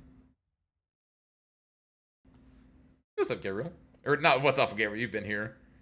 They don't let me they don't let me to set my name's color to the background color. You can't change your name's color outside of like set patterns unless you pay for it anyway, right? What's current situation? Victoria Army doing something in this red space and fighting sarcasm? It's a lot. This is my least favorite part of this, of chapter 14 Radioactive, so I'm a little bit biased on it, but basically Siege and Horn and all of the Victorians and they're like dukes, including the Duke of Castor and the Duke of Wellington, and they're all just doing some political gerrymandering BS of just like, even though we're at war, we're at war with each other because the dukes don't like each other, and like it's all infighting and just a whole lot of the weakest part of the story by far, of just like, yes, I'm the Duke of Wellington, I'm the Iron Duke. I will ally with my fellow Victorians against the Sarkaz, but actually I might not be allied with my fellow Victorians against the Sarkaz because actually maybe I don't like them. Maybe I want to, like, I'll win this war and then I'll win against you guys as well. And it's like Siege is just like it's Siege just wants to like win the war and like help Victoria, and everyone else is like, I'm a plotting Duke, and it's like, I don't care. I do not care about these damn plotting dukes. Just let Siege take the crown and just full power, or she doesn't even want that. That's the worst part. She doesn't want that. So it's so weak on so many levels because she doesn't want to have the crown. These dukes want power, and the game wants me to care about Siege actually getting power, even though I know she will get power, but then she'll give it to like the dukes. She'll give it to like a good duke that will like do things correctly. But it's like, it's so weak. It's so I don't care about this damn Duke of Castor. It's awful. Where's Amia? Where's Walter? Yeah, it's talking about like loyalists and royalists and all this stuff. Like there's just so many. It's the most scheming, conniving thing ever. But they're all like non-playable characters that are like dukes, so I don't care about them. Like I'm not gonna fight them as a boss. I'm not gonna like use them as like a character. And honestly, their designs are like just high quality NPCs. So it's them doing their machinations is the most boring thing in this game right now. Like, yeah, he's a Draco loyalist, and there are other loyalists, and like, I'm gonna be honest, Eblana as well is like, it's a very weak part of it because I don't care about the Victorian line of succession. I care about Originium. I'm coming to terms with this right now. But yes, basically the simplest way is there's an actual full-scale war going on with things happening there. Don't bring Rollington on Castor and other politics. Wellington just wants to fight. While true, that in of itself is interfering with everyone else's politics. And so he's just another part of the political kerfuffle that is Victoria. Well, I pay for it. It's cheap and I use Prime. Anyway, good night. Have a good night, Gabriel. Also, yeah, I didn't actually know that, like, I guess I knew you paid for Prime in a way, but I didn't actually know if you had the power to, like, you have to, like, pay for the crown one, which maybe you have that and you just don't have the icon, like, set up right, but, like, I'm actually surprised. If they give you the color picker, I'm surprised you can't actually make it so it's the background color. But they probably do that specifically so that people don't do that. And they probably make it so you just can't do that because it has to be like a readable color. Also, even if you did do that, I do have readable colors turned on, so that might set it to make it readable for me at the very least. Don't know how that impacts it. Because I have a dark mode on it. Thank you, Dolly. What's up, Dolly? Welcome in. What's up, Klotz, by the way? Welcome as well. But yeah, I have readable colors turned on anyway, so I don't know if, like, if your colors get changed slightly for me. Because, like, a lot of the dark blue colors, like Klotz, I don't know if Klotz has a color set. Because some people don't have colors set, and so their color will change every time they come in. But on my screen, on stream, Klotz right here is a really, really dark blue. But on my stream chat, like the thing that I actually can see and like can type in, it looks like a purple. Because this dark blue does not read, hold on. This dark blue that's over here does not read well on dark backgrounds. So by turning on like the high contrast mode, it turns it into a purple that makes it a lot easier for me to read. So that might be the same thing. There's a dog named Duke that's a mayor in an American town IRL. That dog is probably pretty cool. Like there are good Dukes, just none in Victoria right now. Duke Nukem, he's not a good Duke, honestly. He's okay. He's fine. He's a bit aged. He's a bit of his time.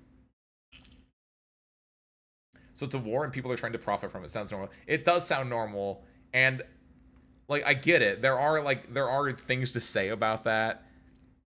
I think it just gets a little bit too indulgent in it. Hi, Dolly. Welcome on in. All right. That aside, though, I think Castor just exploded. Troops on the battlefield still able to receive any feeble signals at all simultaneously are sent a staticky message. The Gloriana has been confirmed destroyed.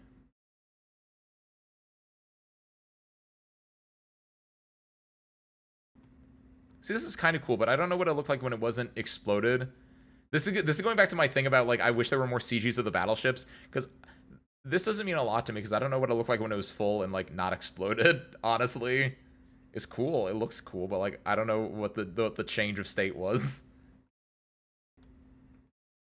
Vina remembers the first time she saw a high-speed battleship. I know, but I wanted one, like, of it working. Like, I have no comparison right now, Ben, is the issue. But yeah, I got something, I guess, technically. Vina remembers the first time she saw a high-speed battleship. It was sitting on her father's desk.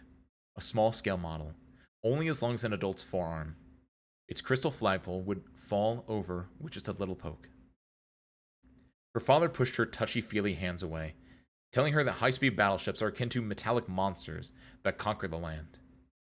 They, like the indomitable city of Londinium, were the crowning jewels of Victoria's industrial technology. Alexandrina, when you're older, I'll take you aboard the newest battleship. You'll see for yourself. Many years later, when Vina did in fact see one, it was only upon the battlefield. Be it Windermere's, Castor's, or Wellington's warship, they were so majestic that the people standing beneath them were mere specks in comparison. But at this moment, the broken warship in the palm of the colossal Originium wave before her seems to have reverted to the tiny toy that she played with in her childhood. That Originium wave crushed the Gloriana to pieces. My eardrums are still aching. The sound of a warship being destroyed. I doubt there's anybody nearby who didn't hear it.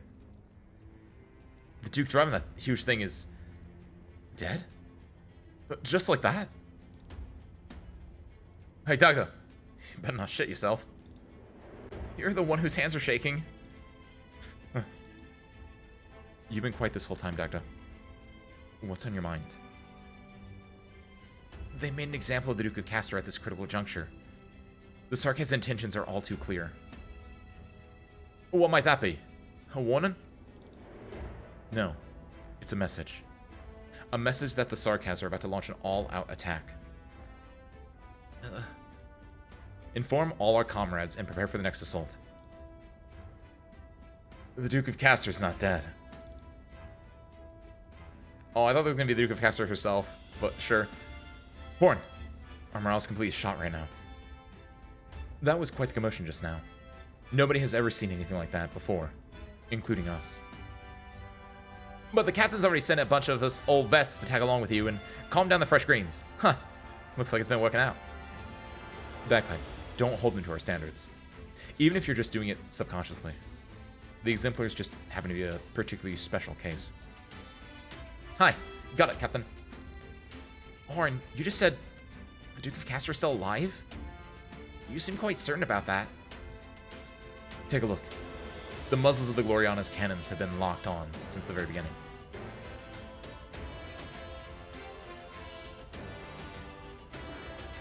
Huh?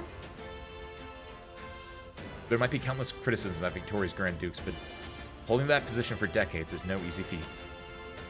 Since the Gloriana has not ceased its resistance, that means the Duke of Castor has not perished. As for the actual situation, maybe that's something that Tribiash should clear up for us.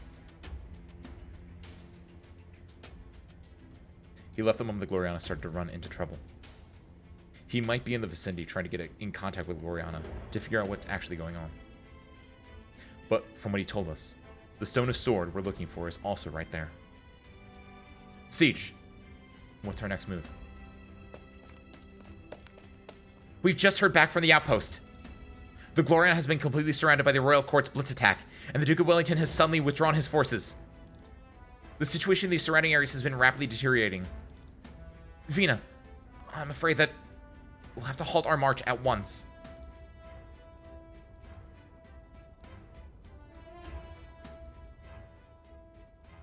Yeah, the Rhodes Island landship is weird. It's a mining ship. It's a medical landship now. It was really old and also has a whale skeleton in it, which, as we know, is really cool. What does that one do? I don't know, but it probably does something similar to the other whale skeleton. I call the big one Bitey. I was gonna say that was gonna be our last one for the night, but honestly, okay, we'll do one more. I wasn't expecting this. That's different. I was gonna say clearly one more if you're gonna give me one of these things. Okay, yeah, this is gonna be good. However, before that, gonna stand up real quick. I'll be right back in 1 minute.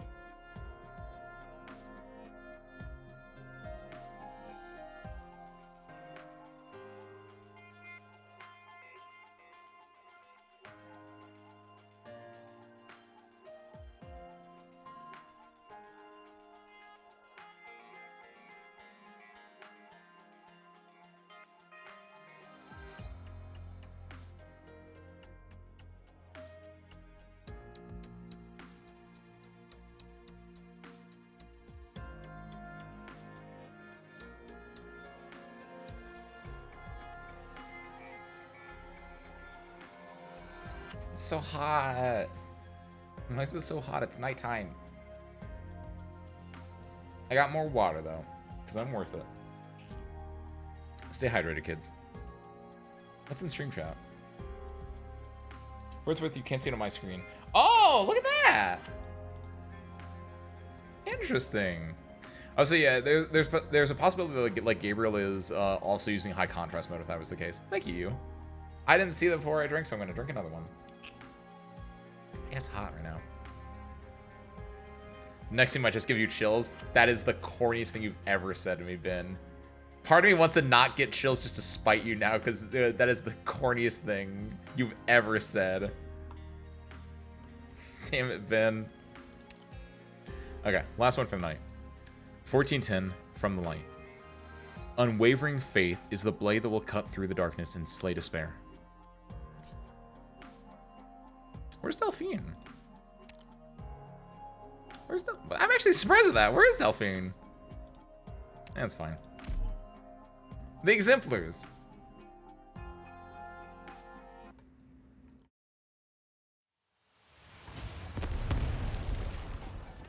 All hands. You're not to change your route without authorization.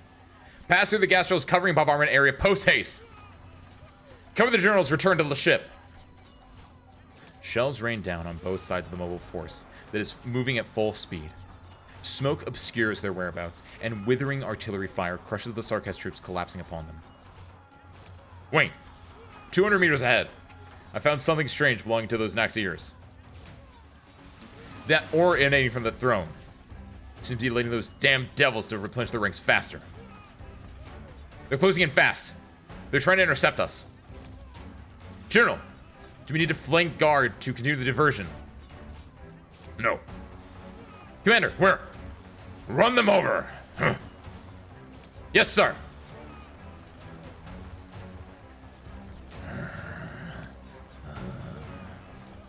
Amidst the smoke, silent figures in white robes raise their long swords, sundering the artillery fire falling upon them. They disappear into the plumes of smoke and dust kicked up by the explosions. Prepare to intercept the enemy. 5, 4, 3, 2, Don't disappoint me. 1!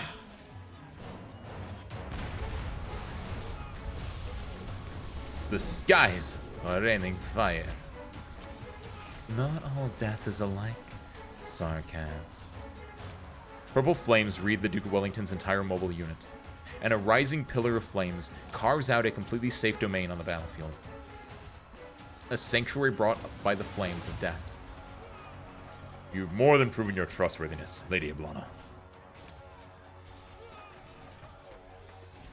And I, too, admire your duel against death. However, your injuries are still severe, and the Noxier's deathly aura still eats away at your body. Your uniform may hide your injuries, but not from me.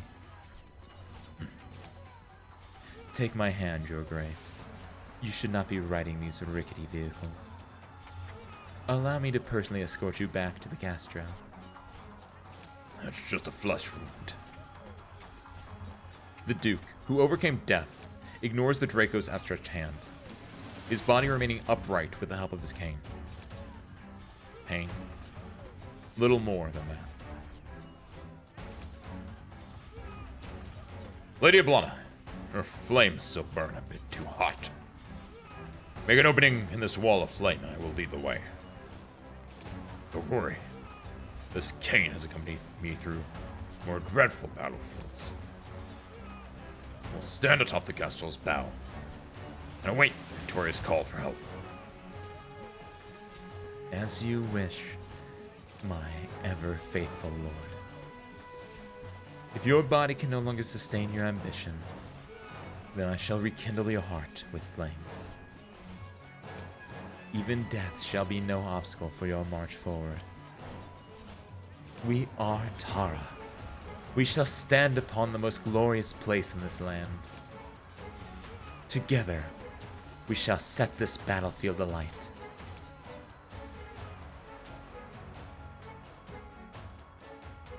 Warning. Warning. Damage to the hull is in excess of 65%.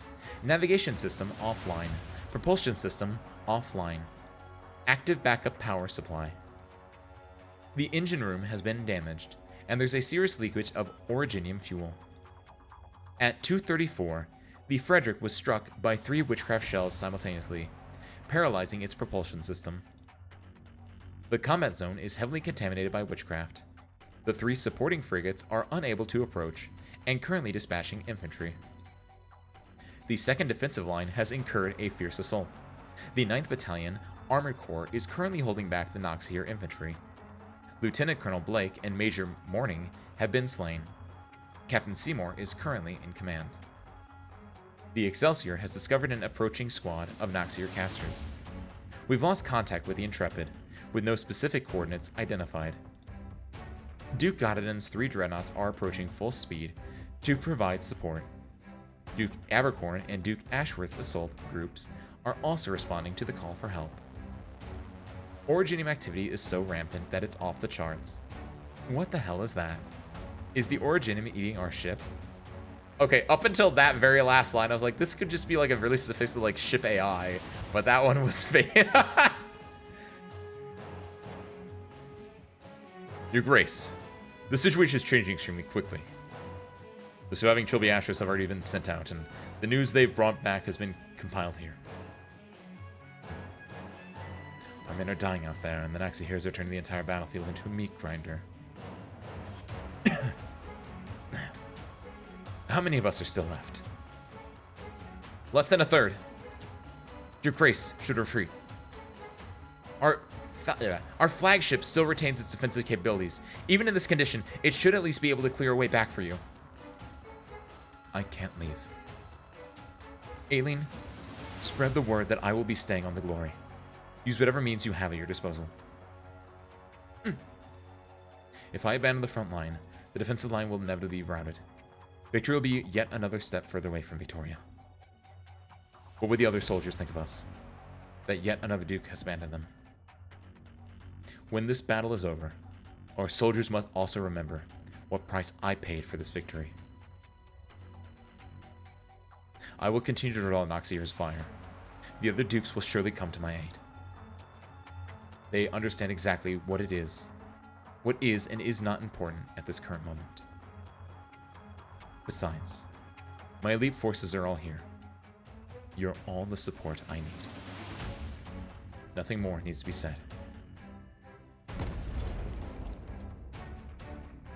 Watch out, Your Grace!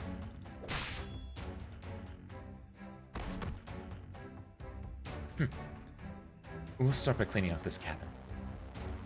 Our march towards victory begins from this stronghold. Your Grace.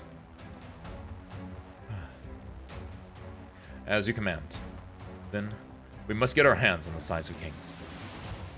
The stone of the sword is still here, undamaged. That is our best opportunity for a counterattack.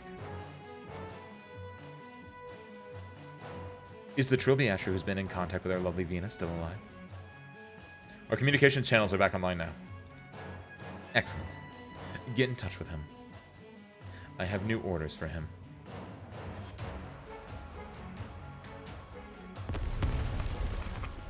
There is no end to them. Shells! Where are the shells? Clark! Dead. They're all dead. Vina, I rescued another soldier!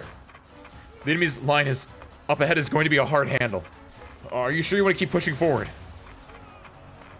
Activating the realm blade is the best option we have for turning the tides of the battle. We've already come this far, and this is something only we can do. Who are you? We are the Exemplars.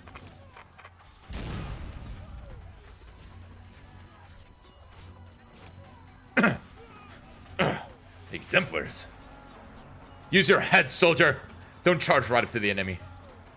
So much blood. Oripathy and the suppressants. Damn it. We ran out a while ago. Hang in there a bit longer and don't move. There's a chance the Originium crystals puncture your lungs. It doesn't matter anymore. What? Doctor. Sir. Just about all our men are dead.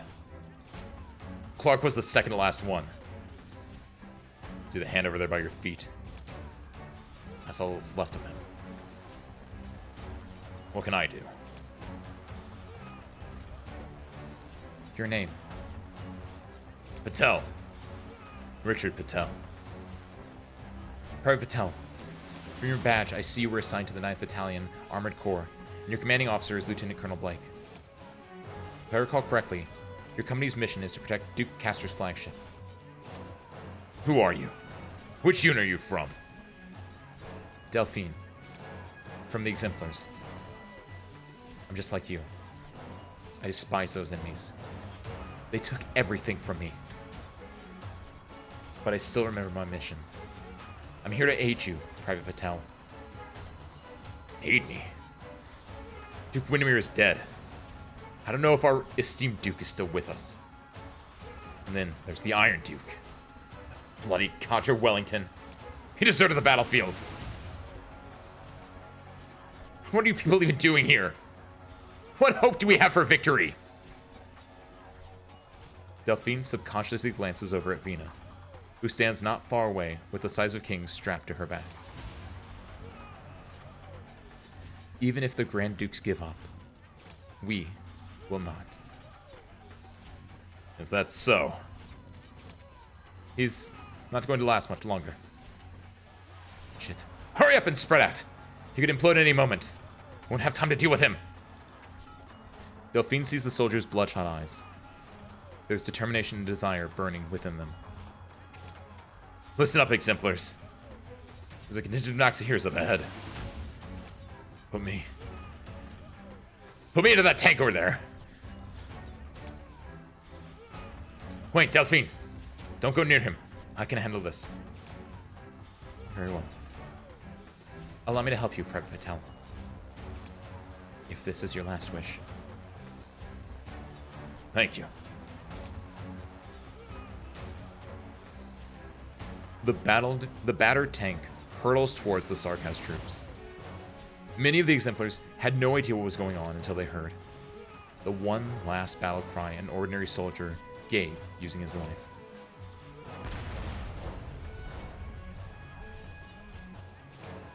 We will record all you've accomplished here today. Each and every member of the Duke of Castor's 9th Battalion Armor Corps was a good soldier, ready to defend the Gloriana and Victoria herself with their lives. Wait, what's going on? The dead are standing up? No. No, it's not the dead that are standing. There. Withered branches. Twigs sprout from the fallen bodies of the Noxeer warriors, extending in every direction, burrowing back towards the fog where the scent of rotten decay is strongest. A figure rises from the fog and quickly approaches. Get back, Delphine.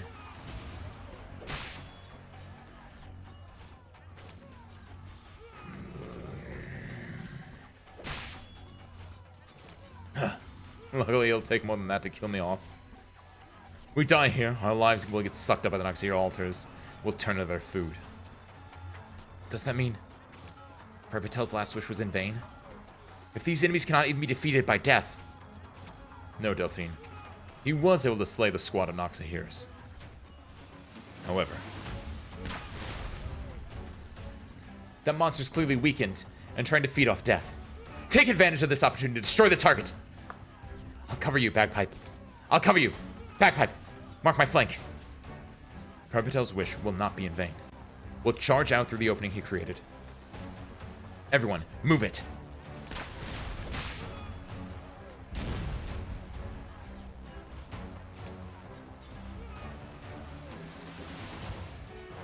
Don't hesitate. Slow down for a second, and the whole situation might spiral out of control. What are you still standing there for? Don't tell me. You're choosing now of all times to get cold feet. Getting cold feet? No. I can just stay behind for the time being to fulfill my duty. Your Highness Alexandrina, please don't glare at me like that. I really do have urgent business to attend to. The Duke has just given me her latest orders. The deal is off. You are to evacuate the Size of Kings and await her further instructions. You will not be able to reach the Stone of the Sword, and this key must not fall into Sarkaz's hands. If necessary, special measures can be employed to ensure the safety of the Size of Kings. How did I see this coming? There is no need to be so wary of me. I have been completely forthcoming when it comes to the Duke's orders. I know you're loath to abandon your quest for the Stone of the Sword, but... count me in. Huh? My highest priority remains to ensure the safety of the Duke. But at a time like this, where am I supposed to find allies more trustworthy than the Exemplars? Your Duke's not going to be happy with your decision. Would you look at that already? Would you look at that? We've already switched sides. Look at it this way. I'm outnumbered here, and I don't have any way of dealing with all of you. Go, Your Royal Highness. I hope your plan is a complete one. Don't worry. My dear aunt won't have anything to worry about. I know what I have to do.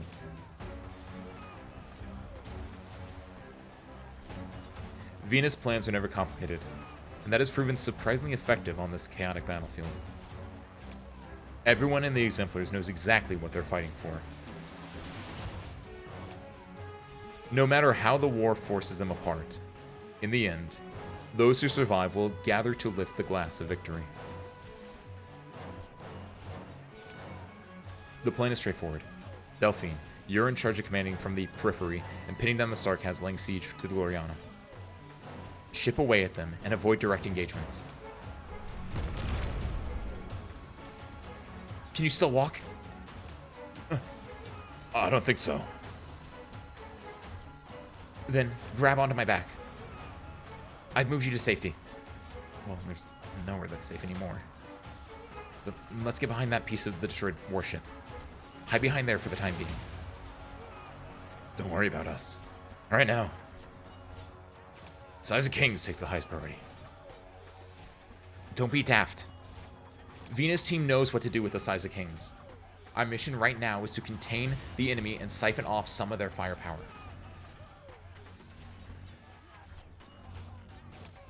Lieutenant, I need medical assistance over here. Roger. Fitz, where are you from? Eastham. I've been there before. They've got good leather. There's an open wound on the leg with a visible puncturing. Stop the bleeding first. Do you have any pain anywhere else other than the wound? No, I'm just a bit tired, that's all. Do you have anyone on your mind right now, Fitz? Barry. From across the street. He still owes me. Don't say it, just keep repeating it in your heart. Just repeat it to yourself, over and over. Then, go back home alive and tell him yourself. The patient is conscious, has no fractures, internal bleeding, or acute infection. Alright. The wound has been cleaned. We'll now bandage it and apply anti-inflammatories. He should be fine with some rest. You did well, Delphine. Lieutenant, did you ever think about wanting to rewind time to the day our ship was raided? If we can win, sure. I'm of the same mind. Because of my mistakes, my incompetence, we were miserably defeated by the Sarkaz. I don't want that to happen again today. Lieutenant, please take Fitz back. I'm still needed here.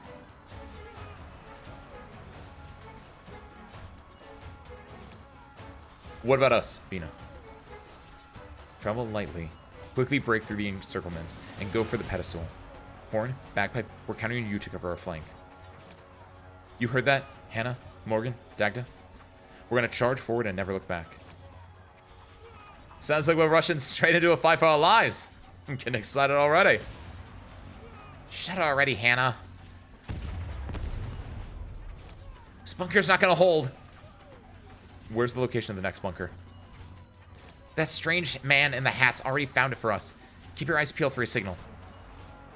The soldiers up there are Castle's guards. We're almost there. The Maroons thinning out. Delphine's forces managed to draw away a large chunk of their firepower. I can see the pedestal clearly now. Get down! Hold on. That attack just now wasn't from the Sarkaz. Captain! It's the Gloriana!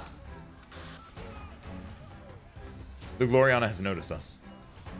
Its guns are clearing the way for us. Pounce onto it. Press forward. They continue to charge into the Tempest, to where the artillery fire converges, to where their enemies are. Hammer smashes into bone, and sword cleaves through flesh. Those standing shoulder to shoulder are getting heavier injuries, yet they no longer bother to wipe the blood from their faces. They continue pressing forward. No matter how perilous, they never stop. The Gloriana is right there in front of them, and Vina can already hear the roar of the battle coming from above. Hold out a bit longer. We're about to break through.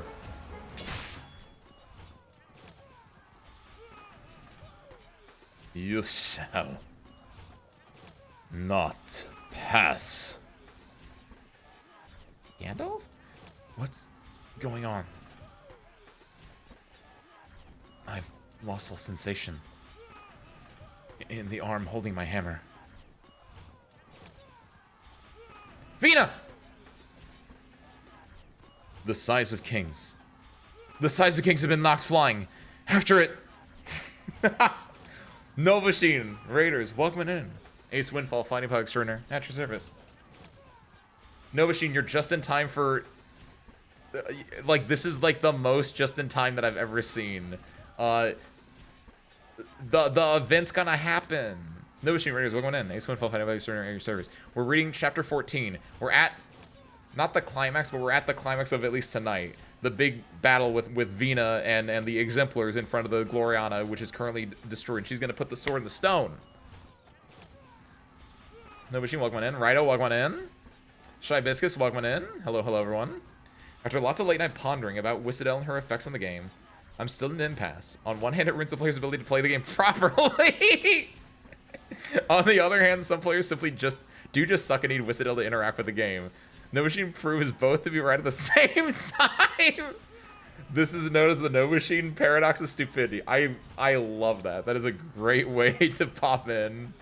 Welcome on in, Raiders.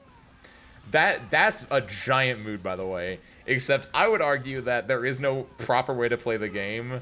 Obviously, it's a shitpost copy pasta, but like, absolutely love it. That's fantastic. But of course, Raiders. But before the climax happens, if you guys, you've had a long stream, if you need to tap out, get food, relax, lurk, any of that good stuff, by all means, please do. Otherwise, lock in. This is the best time you could have probably joined, arguably. I'm on tilt mood. Hopefully, I know just the thing that knock you out of the tilt Nobushine. And it is. What's going on? No. Start from here. Hold it a bit longer. We're about to break through. And then like a sound effect like. You shall not pass. What's going on? I've lost all sensation in the arm holding my hammer. Vina! The Size of Kings! The Size of Kings has been knocked flying. After it! The Size of Kings? That's the sword, but I had it on my back.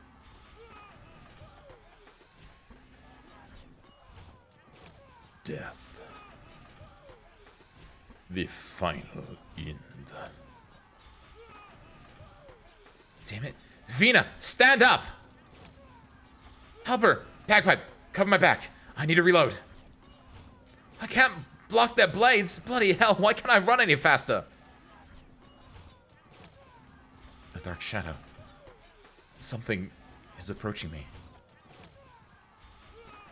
Vina! Victoria. Victoria! Victoria!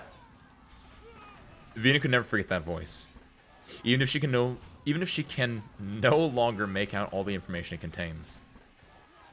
But her intuition tells her that it is a name that is associated with her entire life.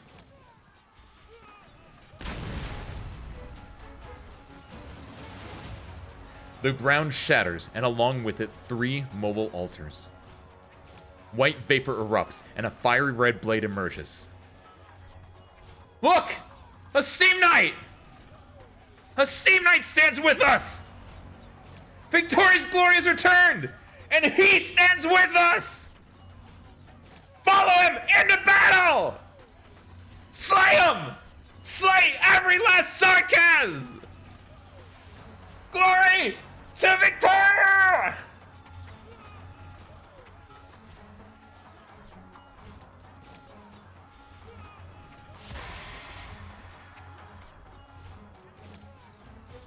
Muffled gushing sound.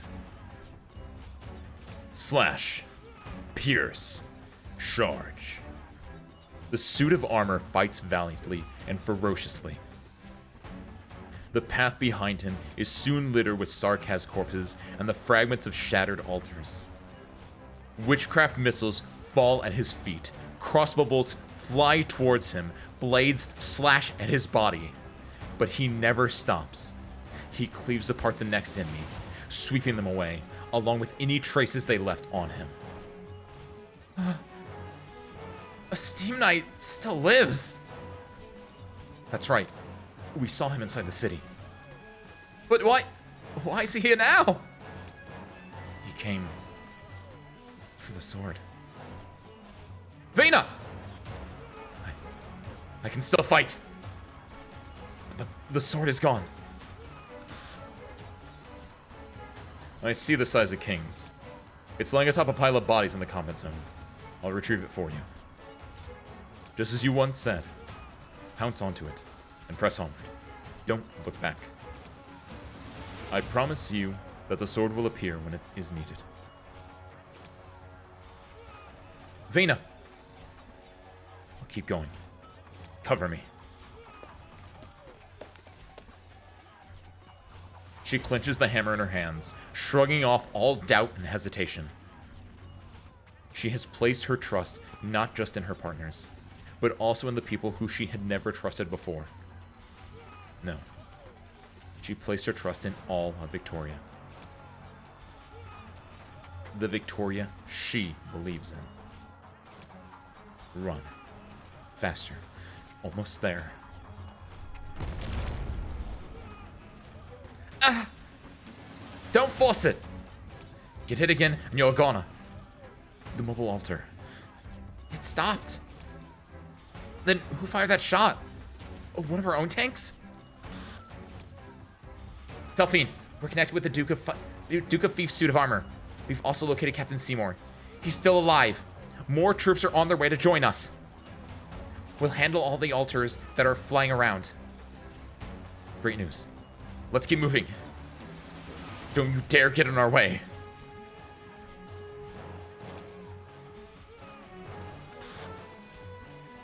We've used up the last of our ammunition. That means it'll come down to some good old CQC. Roger that, Captain. Pretty nostalgic, huh? Reminds me of our academy days.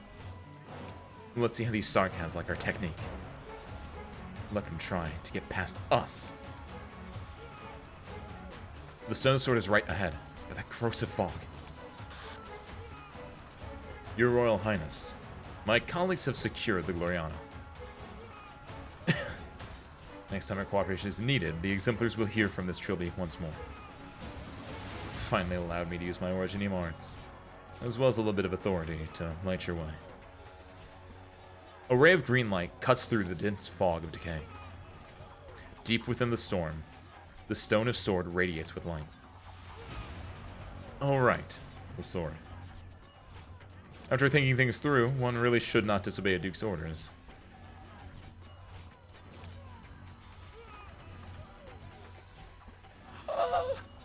Oh, this could be peak. This could be a peak CG. Dude, the Steam Knight coming up was great. I wasn't expecting the Steam Knight actually. That actually got my ass. But I also made a promise to your Royal Highness. That's quite a pickle. All right then, catch. A silver light streaks across the battlefield, piercing through the fog. The size of kings, a blade so common that it does not attract the attention of soldiers on either side of the battlefield. I've got it! Don't turn back now, Siege. This is the final stretch. Don't worry about me, Captain. Go with him! The storm rises from the battlefield, but the White Wolf has already left up. Aim, fire. She knows the procedure by heart. Take it, Siege! The longsword left her hand, cutting through the air as countless eyes follow its path. Vina never looks back. She simply continues running, carefully listening to every last sound. Swoosh. The sound of metal vibrating through the air. The sound of air being cut apart by a sharp object. She forcefully throws down the hammer in her hands. Its massive head lodges into the cliffside, creating a tiny foothold for her. She steps on it and leaps, and when she extends her hand, the Sisa Kings has already found its way into her palm. Indra, Morgan. Remember how we used to chuck Molotov cocktails down the chimneys of the nobles? Yeah, we'd stand on each other's shoulders. But this time, I'll be running ahead first. The origin beneath her feet feels like it's alive, unlike any wall or mountain she's ever traversed before. How much further? How much longer will it be until the dark clouds disperse, and the war draws its last breath? She fled Londinium to the land beyond its walls. Then from there, she returned. How much further must she go before she returns to her peaceful homeland, and to the people she loves? Vina does not know, but at least the stone of the sword is right before her eyes. She activates her hammer with all of her might. She knows what she must do. She leaps up, hammer and sword held high in her hands, glimmering in the sunlight. Dude, why does Arknights seem like it has the worst resolution possible? I feel like that CG could be so much cooler, but I feel like they haven't. I don't know if like did I like set like a bad resolution? Because that was an incredible thing, but at the same time, it's also like it feels like it got compressed to hell. It feels like I was looking at a JPEG, and it feels like that for a lot of CGs in some cases. But Also, you know the thing about this stage? You know why I realized this is I realized when I saw the Steam Knight come in, I realized why this was a tutorial or was like a spectacle stage. Bro, I swear to God, that Steam Knight dude better pop. Oh my God, they're doing the thing! Thank you, Dweller Within the Sand, or whatever that game mode was called, for doing this, because this is actually peak. Thank God, I love this. Isn't it inevitable for a mobile game? Is it? Because at this point, most phones are actually, like, they can do 1920 by 1080. They can do 1080p. And, sure, this, like, it should look fine on it. Like, look at this. Like, this is fine here. It's weird the way that, like everything in this game looks really good, but the CGs in the story mode don't look good. They look compressed for some reason, right? So I don't know what's doing that. I like when they use the battle in for story. I agree, Klotz. It's one of the best things, and them making it so they can do this is super cool. That was such a nice change that they were able to do. In part, I would argue through, I don't know, if this, I assume that Dweller Within the Sand, whatever the game mode is called, the one that Asa was just doing, right? That game mode has, like, this as a big part of it, and I'm glad that they're able to use this for these are my favorite stages, because they're just spectacle. It's great. AKA a music platform, not an art gallery. It's a terrible music platform, too, than Radioactive, because you can't just, there's no jukebox that you can just listen to songs with. Like, Arknights can be so good, and for some reason they decide not to do things that I would think are easy. But again, I don't know. I don't work for a multi-billion-dollar company. The Sarkaz are coming, Siege. Dude, but no, back to my point. The frickin'... I got excited because we had to cut the thing. But the Steam Knight's gonna come out of here! This is gonna go crazy! Also, did they cheat and make everyone really powerful? It feels like they did, and I'm kind of okay with that. I wasn't thinking... Honestly, when I said jukebox, only then did my brain go like, oh yeah, like an Uma Musume.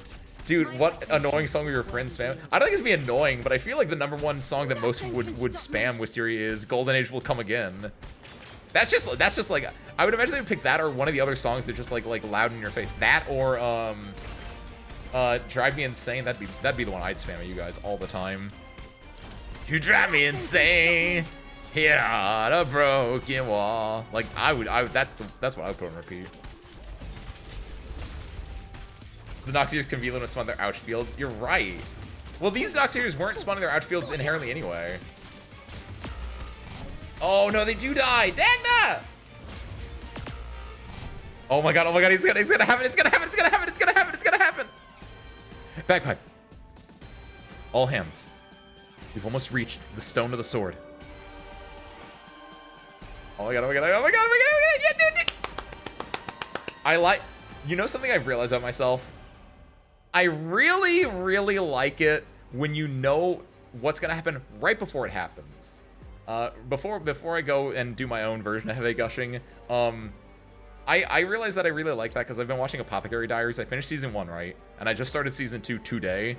But like that was something I realized especially at the tail end of season 1, where it's like I realized what was gonna happen like a story beat before it actually happened. And as a viewer, you feel so smart, even though that's exactly the purpose of like what the story should be doing, is to let you know right before the story tells you, right? I really like that version of like storytelling. I think it's a very satisfying version as a reader. And this is basically that, where it's like you know what's gonna happen here, and so you get to build it up for yourself, and then you get to be like, yeah, it did it. I said that because boxing, but I don't turn off requests because it adds some character seeing the stuff people request. It's true. And yeah, I felt the same way. Like, obviously it'd be Baksheen, which is why, like, I think in Arknights it'd be Golden Age Will Come Again, because that feels like the most meme version of a song. Because obviously there are good ones. Like You Drive Me Insane is also, like, I don't know if that's a meme song. To me, that's a meme song, but it's, like, not a meme song, but it's, like, a good song. Like, the only, like, meme song I can think about would be Golden Age will come again, because I can't think of any other, like, what other vocal songs are in Arknights that would be, like, good as meme potential? Like, are in Arknights, not like, don't be like, an ambient, like, an unrelated song. Like, something that's actually in the game, Oh! I don't think it's a meme song. That's a banger, Klotz. I love that song. I take it back. I would do that one. Like, cause there's nothing as close to Boxing, which is just pure meme song. Also, yes, by the way, again, I fully agree with you, Wisteria. I like, cause people don't just spam Boxing. I've heard Umapuyo Legend. I occasionally will do Winning the Soul, or I'll do what's the one that just got released as part of the new event. I really like that song. That was like the season 2 opener or something, I think. Like, I agree. It just adds a lot of character. And then also in Uma, like, Umas themselves can request songs, which is kind of cute. My favorite version of storytelling is telling something is coming earlier in the thing, then it's shown much later. Foreshadowing as well, yeah. That's like... This is the stupidest version of that harmonica, but you saying that specifically makes me think of the episode of Smiling Friends with the Renaissance Men, where it's like at the very beginning of the episode, Charlie tells Pim, like, hey, the Renaissance Men are coming to town. And Pim's like, what is that? I don't know what the Renaissance Men are. And at the very end of the episode, they come into town and they just defeat the Frowning Friends, and they just leave. And it's like, what the hell was that? Oh, those are the Renaissance Men. I told you they were coming to town at the beginning of the episode. And it's really good. They aren't even Renaissance. It's kind of true. All right, but there's a CC0 that a lot of people think sounds like the Coffin Dance song. Ooh. Yes, I'm on Fire. Oh, Radio, that's a good song. Again, I can't think of a good meme song. But I will say, Yes, I'm on Fire is a good song, because I listen to a lot of Arknights CC songs when I work out, which I've been doing it more often lately. I went yesterday. They finally finished. I'd said this in an earlier stream, but they finally finished construction at the gym that I go to. So I want to go there more often, because they tripled the space of the gym, and it's really nice, and everything is like new. And so yesterday I was doing my stuff, and I was listening to Arknights CC, and Yes, I'm on Fire is a really good one. What are you doing the tangent right now though? This is just me right now. Sorry, let's gush. No tangent. We're gushing. Heavy gushing. Cannot's April Fool's song is All Is What I Came Here For, All In is what they were talking about. Radioactive. Again, not a meme song. That's a legitimately good song. I listened to that. I'm not tangenting. Heavy gushing. A warrior must be ready to face death on the battlefield. Yes! I love it when you know exactly what's gonna happen. He's so cool.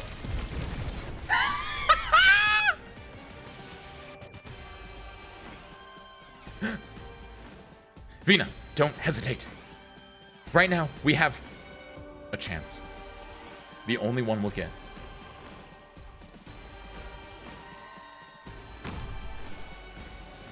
Oh, she moved closer. That's cute. Siege leaps up. The edges of the stone of the sword cut her palm and slip away. The Originium mountain quakes, almost flinging her from it. Wait, Service Crew, this is not... I'm not doing this. Just one step further. Just one step. One more miracle. The knight who was Victoria never forgot his duty. He streaked across the sky, picking up the golden lion who held the realm blade. Oh, Superman! A dull sound came from the bloodied suit of armor. Glorious Victoria. The stone lies just ahead. The waves of Originium rise and fall. Countless crystal shards surround her. But the one in the eye of the storm will not waver. Not anymore. For the Glasgow gang! For Londinium! For all who died! And for all who live! The golden lion roars at the storm. The size of kings plunges down. Sword and its stone become one. There was an explosion of golden light. It falls on the crystals and on her, shining towards heaven and earth. The golden radiance pierces the red demonic eye, tearing a hole in the curtain of death above. A miracle has happened. A legend has returned. The hero's sword cleaved through catastrophe, bringing golden hope that fell upon the eyes of every Victorian on the battlefield. Londinium will yield to no storm. As long as they have the size of kings, there is no foe they cannot overcome. By the way, look at the, I feel like the JPEGiness on this image is actually not that bad at all. Like, this is what I'm talking about. And also, Victoria! Victoria! The exemplars! The exemplars! Vina! Vina! The cries form a great wave, lifting up the exhausted hero. Siege looks up at the size of kings. The sword in the stone looks entirely ordinary, as though it was no more than a key. She knows more than ever that the sword has never granted anyone power, nor has she suddenly become one of the heroes of legend. She stands here now because of the countless eyes that have witnessed her, the countless hands that have lifted her up.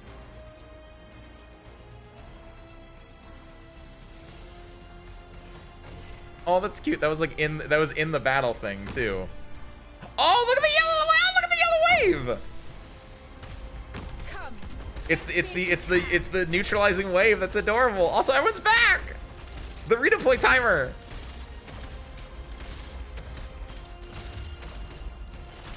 Haha, that's cute.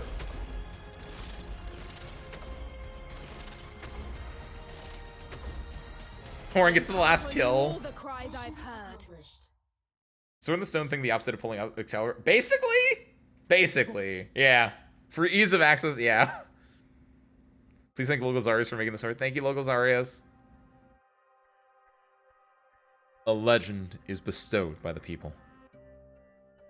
The miracle you hold already existed before Logozarius and I met. Logozargus. In the depths of the Golden Sands, explorers who should have been devoured by catastrophes found safe haven because of this relic. The relic was forged into a treasure blade, and I carried it along with the young saw. Into the endless sands. Shah. I still remember what he said as he rested against my mane beneath the stars. It shall have a name, but that name is not mine to give.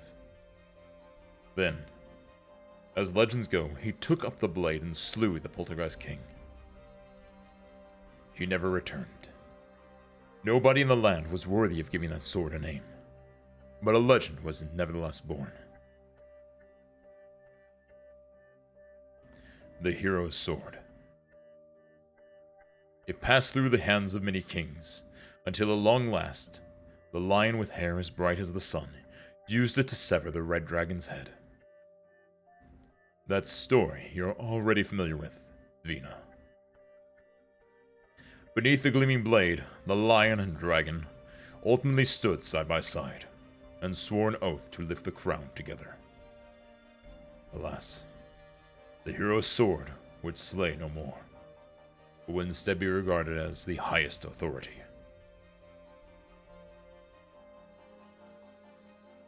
It has endured loss and betrayal, yet its brilliance as the symbol of authority has never dimmed.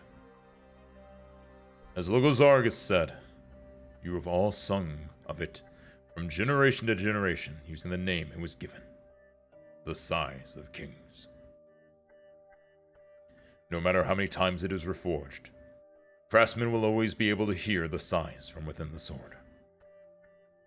They say that it is the king's sign, lamenting that the glorious empire no longer has enemies worth conquering. But it was never the kings who were sighing, but rather the blade itself. A miracle dug out from the Golden Sands more than a millennium ago. Still, they have the right to give meaning to this sword.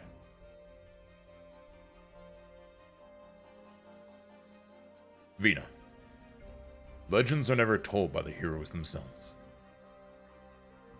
But you continued its story. Perhaps in 20 years the children will sing. Alexandrina, the Sword of Victoria, the king who banished the Sarkaz tyrant. But is this the story you want to hear? And by whose right do you wield this sword?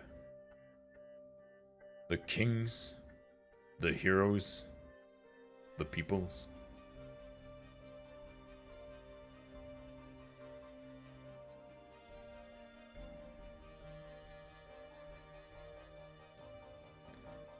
Gawain.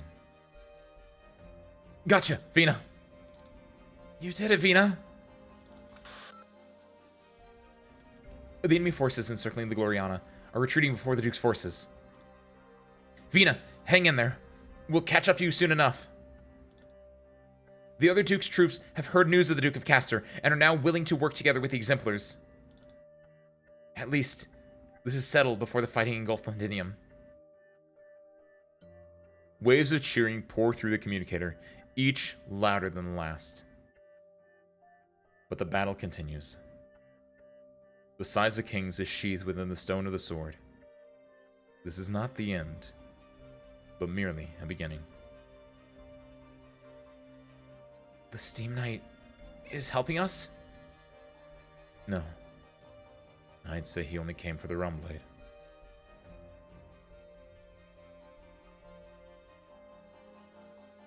Siege's gaze falls over the devastated battlefield, where the Steam Knight went on its warpath. She looks for the other shadow, but it is nowhere to be found.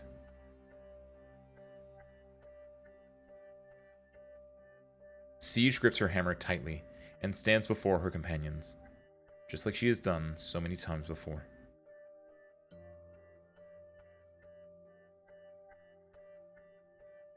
Let's continue the fight. Until the moment of victory actually arrives.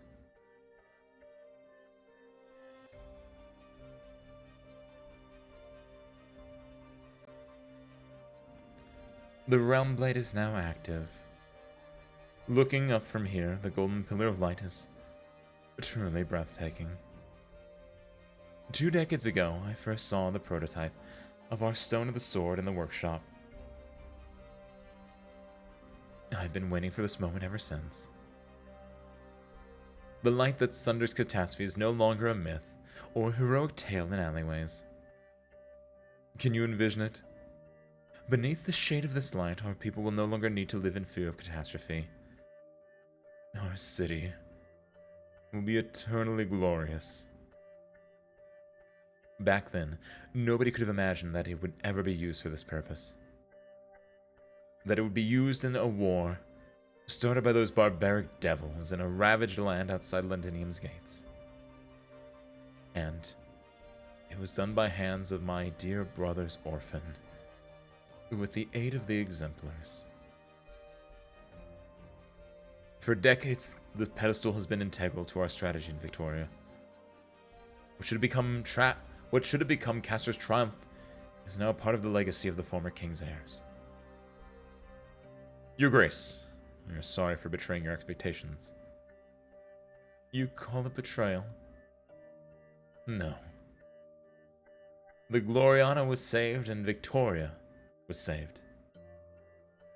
What is there for me to be disappointed about? The miracle blooming on the battlefield. I can even hear my own guards whispering these words. I believe you, Sir Suffolk, would share the same opinion, no? The poet should be acting in accordance with the military protocol and retreating with the Realm Blade.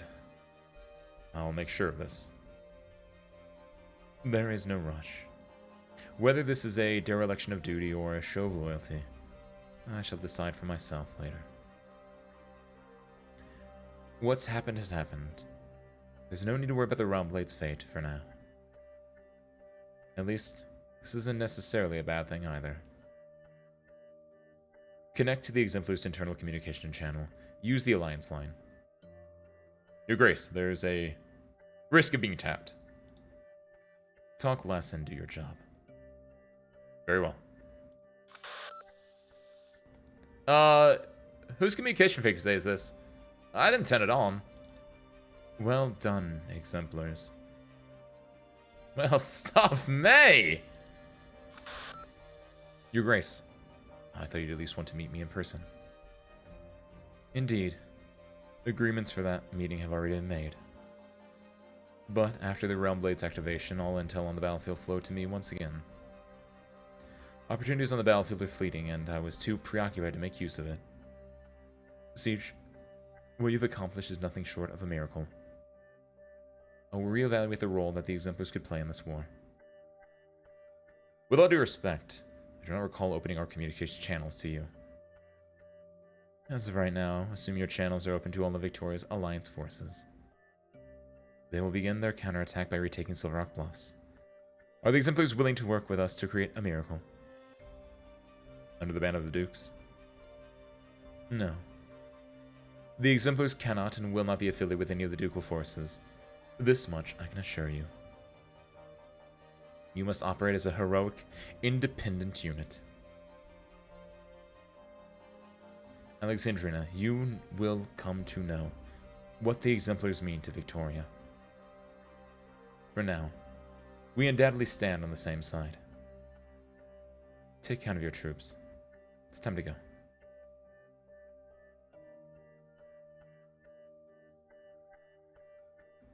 That golden light. The size of the Kings has taken effect. Siege and the exemplars have done it. The situation on the battlefield will finally stabilize. No longer reflected by the extreme origin-dense environment, Victoria's forces will be free to display their full potential. The military commission's defeat on the main battlefield is inevitable. Even if there are still disputes among the dukes, the overall strength and sustained combat capability of the Victorian army far eclipses what the Sarkaz can muster. Additionally, Victoria just enjoyed a massive morale boost. It won't be long until the scales of victory tip towards Victoria. Yes. Amia, Teresis must have foreseen this when he decided to start this war and fill the trenches of a foreign land with Sarkaz lives. I know, Dr. Calcet. But the more this happens, the more I find myself thinking, what kind of future are they hoping for with so many other people thrown away for nothing? Whatever that may be. Calcet looks up into the crimson sky. The storm has not completely halted. The origin dust swirling in the inverted airflow was only temporarily driven back by the size of Kings, and now rages even more violently than before. Perhaps they all feel the same way, exhausted just from trying to avert the advent of disaster. We're only one step from the abyss. Return from whence you came.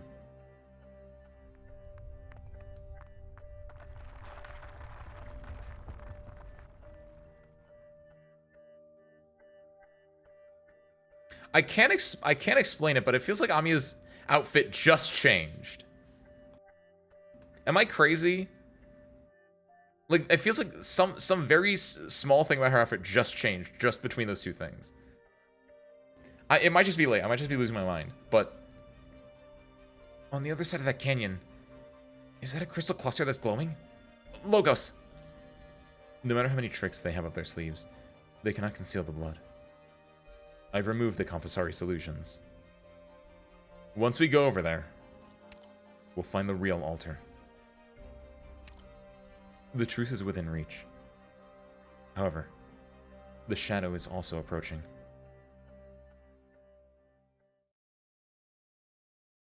I don't know. She got like, did she always have that tie? Something. I don't know. I might be crazy. I want someone to like, someone clip that. Just look at. It was like less than a minute apart. And maybe I'm just crazy. Maybe I'm just late and I'm tired and I'm holding a cat right now, but I'm seeing gold. It's cold. Way too cold. You feel the temperature abruptly change again. Before you know it, you're surrounded once more by a thick, swamp-like fog. Sudaram. How are there this many? This is the Noxayer's last line of defense, in front of the true altar. This is where Neslim intends to stop us. He does not want us to get any closer. The lament of the dead fills this air above the battlefield. The Noxayer's power, it's almost at its very peak. I have seen the dark clouds of the death hanging on the horizon. If the scorching sun no longer shines, I shall cast the light that pierces the fog here. We will cross over to the other side. Find solace and destroy the blood of Tikaz. May the wails of the dead find some quiescence. Logos lifts his hand and points to the other side of the canyon. The congealing mist parts once more. Fairy. Brief, yet powerful. Logos seems to both be describing a physical action and uttering an incantation at once. Originium crystals surge like waves in front of you, stretching all the way to the other side of the canyon until they form a narrow but stable bridge. The Noxayer King will come for us, and someone has to hold him back. I will stay behind. Logos? Just you alone? Amia, do you still have the package I left with you before? Please, give it back to me. Of course, but... Good. With this, there won't be any problems. Now, go. Death is pursuing you. You run with all your might. Maybe it's Ami who's pulling you. Monster who's dragging you along. Or Logos who's pushing you ahead with his incantation. You hardly even feel your feet touch the ground. But it is as if 1,000 bony hands are growing from the mist, trying to latch onto your ankles. But the aura of decay fails to reach you in the end. A formless barrier envelops your body, keeping the haze at bay. You know the Logos' incantation is taking effect. In this moment, the Banshee's curse feels so gentle and warm.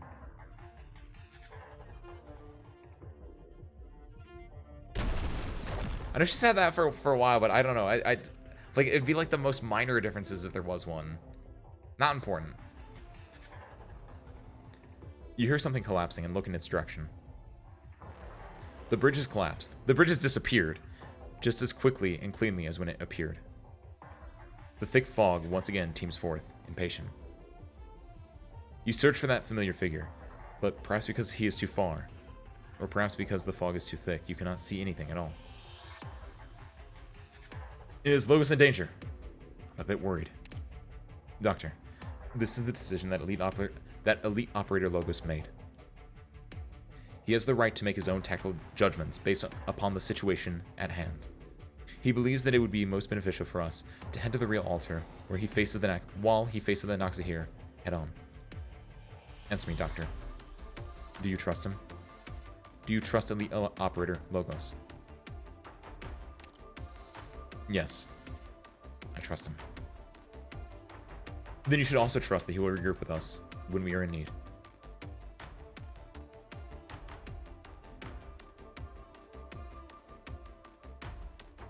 I understand your desires, Scion of Decay.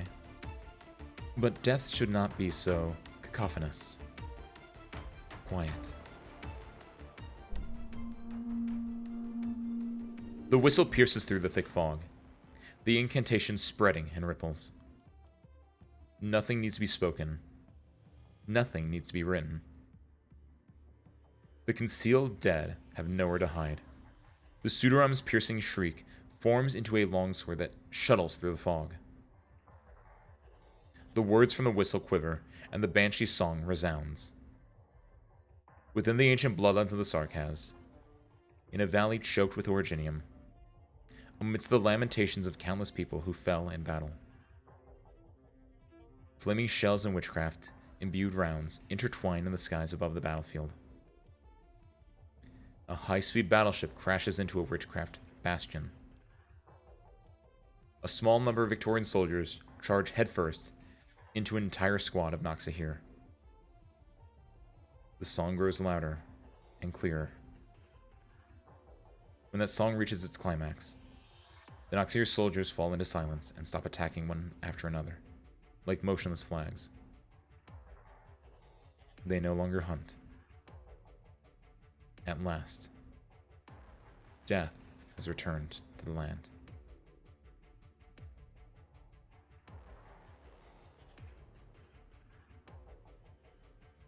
War has come to answer your song.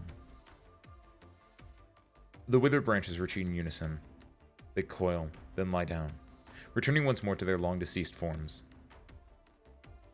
The most hideous and ancient among them still seem to be struggling unwillingly, finally twisting into a scepter. The tip of the scepter strikes the ground, and a figure emerges from the depths of the dense fog.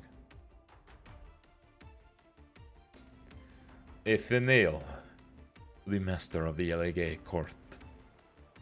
You chose to stay behind and face me alone. The corners of his clothes flutter as the fog disperses. The Pseudorim's white robes are scattering across the dense white hills of withered branches. Long swords lie fallen and shattered, like grass in a forest. The young banshee sits sideways atop the hill, his blood-stained fingers plucking at the bone whistle in front of his lips. Gentle, melodious.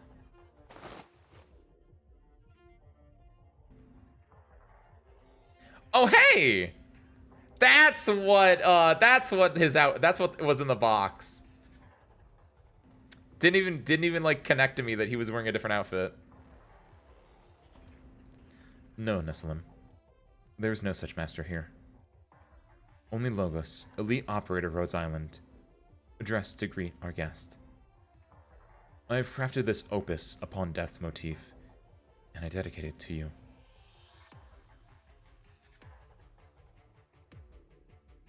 Hey, both W Alter and Logos get their little like look at my new drip thing. I like that. Wait, that also makes me wonder, because I'm gonna be real. I think I gaslit myself into believing something again.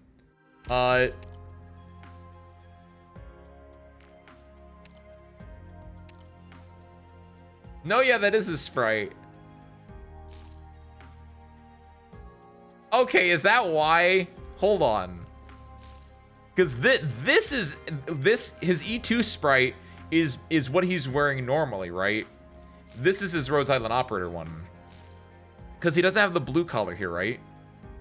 Because, yeah, there's the NPC sprite, but I think the NPC sprite is wearing this outfit, which is what added the confusion, where I was like, no, yeah, Logos just normally looks like that. And so in my head, I had retroactively turned his NPC sprite into his E0 sprite. Gotta work 3 whole costume changes in the story. That's true, there's one more. The big one. Honestly, you know the best worst part? I'm so upset and I'm so scared and I'm so confused about what's gonna happen in the last half of this chapter. Cause like, they set up Hoder fighting Manfred. No conclusion, no boss fight. They set up Logos fighting the Noxihir King. No conclusion, no boss fight yet. And like, I'm so afraid that the last 4 missions are just gonna be, it's gonna boss rush me, which, honestly, oh, excuse me, oh god. Honestly, if it's very story light, but the last like until the very end, like if the last one's story heavy, fine. But I would really like it if like it did do like, if 1416 through 1419 were like nothing but just straight up just 4 boss nodes back to back with no story or very, very little story, just to be like, they fight, conclusion, they fight, conclusion. That might be kind of cool. I don't know, but that might be kind of cool. I don't know if you're expecting what the final chapter, several chapters are going to be like. It's odd. I don't know. Also, no, Klotz, I didn't read Siege Ulcer's event because clearly that would have spoiled me. And also, who said that, by the way? Was it you? Who said that? Yeah, you said it, Klotz. Legendary moment over, back to politics. And honestly, I thought that Siege Alter's event would be nothing but politics anyway. So I kind of don't like that. Because what you said there is so real. Siege having a moment and the Steam Night coming in and the big epic moment, fantastic. As soon as Caster started talking about like, you have to like do this thing, I was like, I don't care about this anymore. Like, machinations, hate it. Only one person can have machinations in a story. Or like the story has to revolve around one person's machinations and another person like countering those machinations. But there are too many machinations in the story. There are too many things going on. It's like chasing juice with 90% vodka. The last half of the story? I don't know what's gonna happen in the last half of the story. What I want to happen. There are so many things that could happen in the last half of the story. No, I mean, yes. Okay, yeah. I was like, there are a lot of... Would I be okay with macadamias? Oh, that's a good point, actually. Stursker, I have a story to tell you before we wrap up for the night. This isn't really like a story. This is a thing that happened, but I want to have someone experience this pain. I went to the store today, right? This literally happened today. I went to the store today, and I was really tired and worn out from the day. This Tuesday felt like a Monday, you know what I mean? And I was like, I'm buying stuff for the hangar. I gotta buy like my groceries so we don't starve to death. And I was like, Ace, you made it through the day. You've earned yourself a treat. Go buy a little box of sugar cookies from the little like bakery that the grocery store has, right? They have like the little stuff where you can like buy like cookie cakes or whatever. And like I was looking at the stuff and I was like, there's one single box of sugar cookies in like the little plastic clamshell case. And I was like, oh, that's perfect. I haven't had sugar cookies in so long. I think they'd be great with like tea, like because they're just a solid, fairly vanilla flavor that I think would go well with like basically all my teas. And I was like, I took it, I put it in my thing, I did the rest of the shopping. I go to the self-checkout, and as I go to scan it, I notice on the bottom of the box there's a little X marked on it. I was like, that's weird. Why is there an X there? Huh? And I went and scanned it, and then the machine was like, and I was like, oh, is it because the X was like interfering with it? So like the clerk had to come over, and she looks at them and she's like, what's today's day? It's like, oh, it's the 22nd. And she's like, oh, these are expired. And she was like, these are expired. Do you want to go like get another one? And I was like, no, I'm fine. And then she started to walk away with the cookies in her hand, and I was like, no, but can I have those? And she was like, no, they're expired. And I don't know what I felt in that moment. Because it was a mixture of, like, I didn't understand what she meant at first, where I was like, it's okay. Like, to me, I was thinking in my head, like, I can eat expired things. That's fine. And, like, I know the reason she couldn't, like, actually let me have them is because they would be store policy. You can't, like, sell someone expired things. But it's like, they're cookies. What's gonna happen? They're gonna be stale? Like, but, like, in that moment, I was just like, why is she taking my cookies away? I want those cookies. What's wrong with them? And I felt so lost and confused. It was so messed up. And I felt like so weak too, because I was like, in my head I'm thinking to myself like, Ace, would you really eat expired cookies? And it's like, yeah, I would. And like, no, 100%, it's 100% just grocery store policy that she cannot sell those. But I felt so defeated. And the thing was, she was like, no, but you can like go get another package. And clueless, I was like, okay. So I left my cart there. I went around to the bakery again, and I just like looked there for a second. I was like, oh yeah, there were no other ones. And so I just had to walk over and just finish scanning my items and leave. And it was so messed up. Because never before have I felt more helpless in a situation than her just turning around and being like, no, they're expired. Or she didn't say no, that she was just like, they're expired. She didn't say like, no, they're expired. She just like, they're expired. Like that explained everything to me. And at the time, clueless. I didn't understand what she meant there. And I was just like, I felt so confused. That's my sad story for the day. It was messed up. I got no big cookie. I didn't get my big cookie, even though we have our... It's been so long since we talked about big cookies in the party room, Ben. Good lord. I feel like the last time we talked about that was like... Was it even anniversary? Was that my birthday? That was anniversary, right? That couldn't have been my birthday. That was not a year ago. That was like 6 months ago, right? That was like forever ago. We haven't referenced them like for so long. Why are they still on the shelf anyway? That's what I'm saying. Like maybe it was because they expired today. Which honestly, if they expired today on the 22nd, they're not expired. I would have eaten them. Even if they were expired, I still would have eaten them. But that is honestly more about like, that's a me issue more than anything else. Again, she did her job. She was doing exactly what she should. And like I was more just like, oh, it was more like just a sad defeated moment. But I don't know why they were still on the shelf. And also, I don't know if that X was there because they were expired or what, but I noticed that. And so maybe that was that. I don't know. There's too much stuff to keep track of, definitely. And nobody cares enough to search out every single expired thing. Yeah, which is why, like, when they then scan it, they can just be like, oh, this is expired, they have to remove it from it. Like, I completely understand the liability and, like, why it happened in the first place, but it was just, like, because there was no backup cookies, it was just, like, I have no cookies, service crew. It's messed up.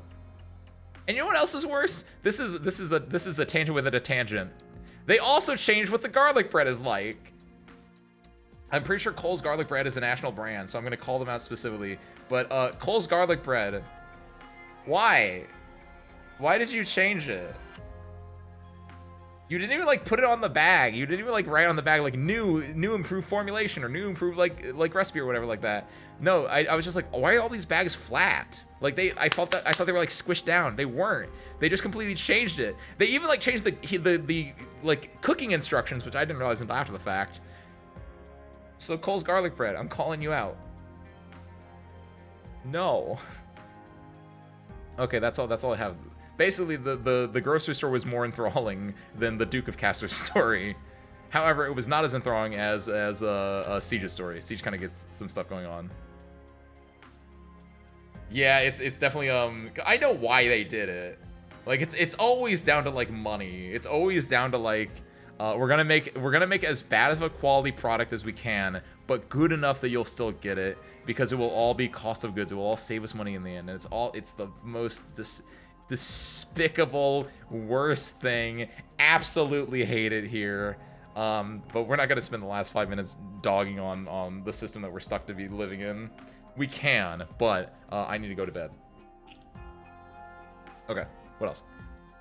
Never been to a grocery store with expired goods on the shelves except for milk, but that was a fault of power outage. Ooh, that's not good. Well, skinny shelf found a package of pepperoni that had completely turned blue.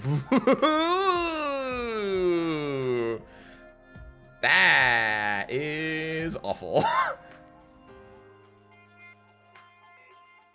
I probably wouldn't eat it, but like... With sugar cookies, depending on the recipe, I know they can still be good for a month if you refrigerate them. That's what I was saying. Unfortunately, no sugar cookies, Service Crew. Maybe... I probably won't go. I probably won't go for the rest of the week. I probably won't go until I have to go again, but if I do, I'm gonna look for more of them. I need them. We need them, Service Crew. It's a matter of principle. Just like Siege. Congratulations again for Siege for winning the day today. That was cool. I enjoyed that. I also... No, yeah, 100%. I don't know why some things in Arknights just are bad quality, and I don't get that one. Like, this is, like, fine quality here, but, like, some CGs in Arknights just... I think it's the scaling. I think it's because it was such a big CG that it got, like, crushed because probably, like, the file size or something. I don't know. Also, oh my god, I just now realized the whale skeleton in the background here. Love that thing. It's a great set piece. Beautiful, beautiful, beautiful, the Service Crew. Pepperoni. This, but all mold. It was Colby Jack. Blue is not a color of Colby Jack. Check them all. I think it's an emulator thing. Oh, real? Oh, wait, hold on. Then it might be what I was thinking of then. Hold on. Let me do this real quick. That's not what I meant to do. Hey, this is my source capture, by the way. So if you ever stream games, if you ever end up messing with OBS, one thing that I recommend doing is make something that's just a source capture that just fully captures your monitor, and then you can just make it so you can rescale the area within the blue box, and that way, like, no matter what you do with the source capture, it always fits in the same spot. Big recommendation. That's not what I meant to do, though. I meant to close this source capture, so because I don't know what I'm going to show here, but, like, we go to the cogwheel up here. We go to others. Nope. We go to game. Performance level, frame rate. Oh, put the performance level to high. Anti-aliasing off. Battery saving mode off. UI adaptation 0. Video resources are download. Maybe I just set performance level to high. What does performance level do? Notifications. Nothing there. Volume wouldn't be anything there. User center. That's the thing. That's why I didn't want to click on this. Okay. Okay, cool. Now I can shut this again. Someone clicked on User Center and showed his own email. The email that is publicly available, but... It wasn't even, like, shown. It has, like, stars on it. I said, like, it's not on my, like, everything. Record all my TTRPG sessions. that doesn't really have a main source though. But for that harmonica, your main source would be you could just like monitor capture, or like that's the thing. OBS is really cool. This is my big recommendation. Learn to play with sources themselves. You can use, not sources, you can use scenes as sources. That's what I was talking about. So that's what that is. Like this right here, I have to unlock this to mess around with it. This is just an entire scene itself that I have locked in this position. It's great. That's my little pro tip. It's very, very cool. Hold on. I just switched performance to high. Do you think? No. Yeah. That's how I made the PNG tuber I made when I was testing that out. Ooh, cool. Wait, how's that work? What a pain. Yeah, this should work. Okay. Actually, this is cool. I forgot that that's how this worked. But like the thing that I want to look at is no, it's not. Hold on. No, the thing I want to look at is what? That's both cool and insane harmonica. I'd recommend if you ever mess with it, but in the future, if you want to do that. So screw everyone in general as well. I use VTube or VidoTube. That's pretty good for me. There's also like PNG Tuber Plus. That's pretty good. But VTube you can just put in different PNGs and then like hit a button to switch them. It's pretty nice. Story before. But yeah, like you can do it with OBS pretty easily as well. OBS also means that you don't have to have like another thing open, which is kind of nice. Okay, hold on. By the way, I don't like this OST that much because there's like a little... That right there. You guys hear that man grunting in the background? It feels weird. It's fine, but it happens at just the right interval to make me go like, what was that?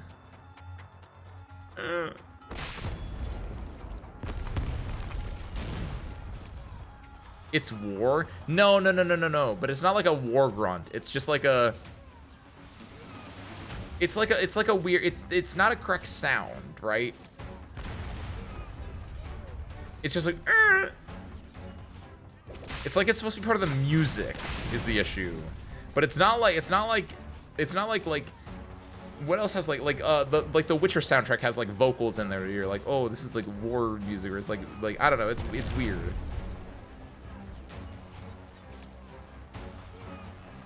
It just doesn't sound like the right type of sound. It doesn't sound like a death knell. It doesn't sound like a battle cry. It sounds like the sound that I make when I stub my toe. It's like, oh, it's like that. That's why it doesn't work as the background. That's good. Wait, hold on. More importantly,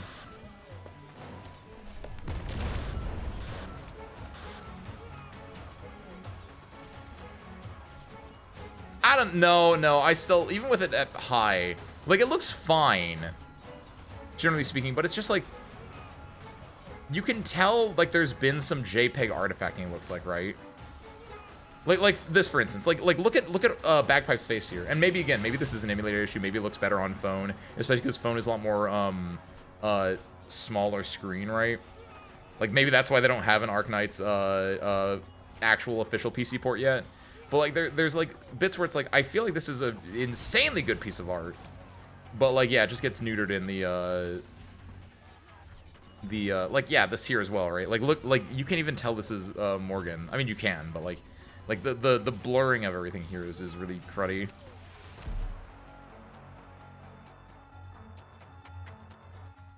It's weird that it would be fine on mobile. Maybe it's a... There's no setting anywhere else, and I have everything downloaded. Weird. You got any more of them pixels? Alright, though. But with that, though, Source Crew. Me not getting expired cookies and Siege becoming a god emperor king, not really at all, but Siege doing a hero aside, that is a different thing. Well, no, that's actually fine terminology. The other one is not worried about that. With everything done, congratulations, Source Crew, we did it. Siege did the thing where she put the sword in the stone, ironically enough. Anytime, Ben. Anytime, Dolly. As we wrap, let's talk schedule for the rest of the week. On Thursday, we're back with more Project Zomboid. We started a new character last Thursday. We're going to be playing more of them this Thursday, and hopefully not dying. A helicopter event is close at hand, though, and also there's a lot of dead bodies outside my gas station apartment, so we'll have to deal with that. Should be fine, though, because we are kind of goated. We are kind of a great Mets fan, because we have a lot of baseball bats. What am I looking at? Nothing. I don't know why I thought there was like a... Oh, that's what I was doing. Right. I was like, what was I looking at? There was like numbers on the thing. What's our Monica? I have an idea. What's your idea? Outside that, what was I talking about? So Project Zomboid Thursday, come check it out. Otherwise, Sunday we'll be back with Blueprints. Monday we'll be back with something. I don't know. I'll write in the schedule on Saturday. It might be low-key. It might not be fighting games. Monday might be web fishing. At some point within the next like 2 months, we're gonna do 100% orange juice again. We haven't done that in a hot minute. That's a fun game. I don't know if I need a reasoning why, but at some point I might do that. Pull that one out again. Should be making gas station sushi. There was a part during the stream harmonica where right outside that gas station, literally, remind me on Thursday, in the garbage can outside of the gas station, there is sushi in there. And I definitely was like, what did I even say? I didn't even like say the line from him because I didn't read the entire line. I was just like, gas station sushi. Fish orgy. That's all I remember from, because that's such an off-kilter line. I was going 30 minutes. You haven't ended the stream. What is going on? Which part did you miss, Wisteria? Did you miss? We did.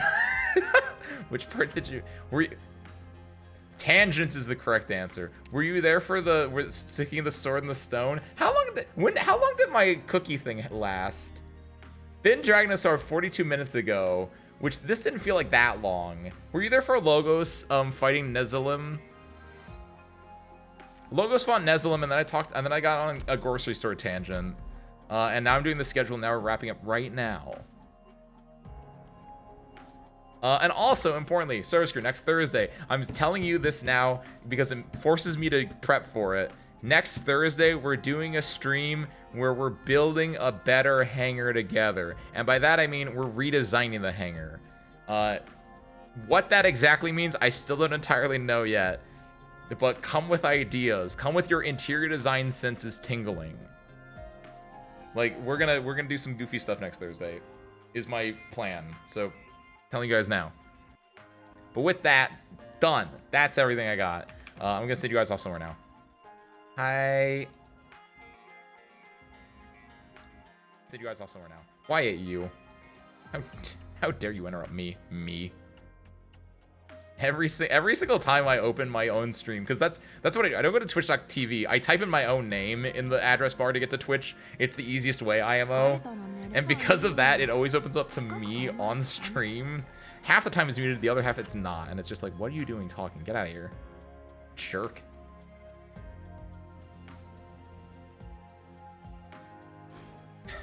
You want to be me? Oh, like as in, like a wannabe, as in like a faker version of me? I found you, faker. Faker, I think you're the fake hedgehog. You're comparing yourself to me? You're not even good enough to be. I'll make you eat those words! Sorry. Oh, dang it! Oh, that's a good one as well, Wisteria. I do not know that one off the top of my head. I have at least 2 different friends who know that by heart, and I think that's insane. Oh my god, it's been a hot second since I watched it as well. I don't actually know if I can list any things from it. You wanna be me? I can't do it. I feel like there's a really obvious line that I love quoting from there, but I'm blanking on it right now because it's really late and I need to find someone to raid. And Source Crew, I think I found that. Double check some things real quick. I think I'm gonna send you over here though. Yeah. Source Crew, I'm gonna wrap. I'm gonna send you guys over to friend of the show, Sore VT. Currently doing some art. Very chill time. Sore's a great artist, and I think they're drawing fan art of the new Pokemon ZA Toxic guy that I've been seeing at least 3 different people talk about. because he's like, you know, dripped up or whatever. So go check him out. Story's cool.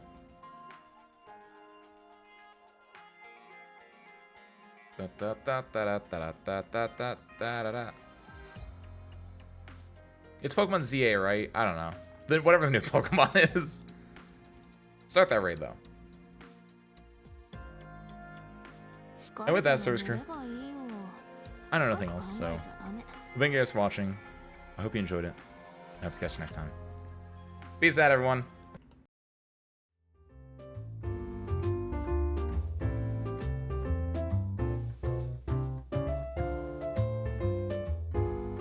Gabriel, what are you doing up?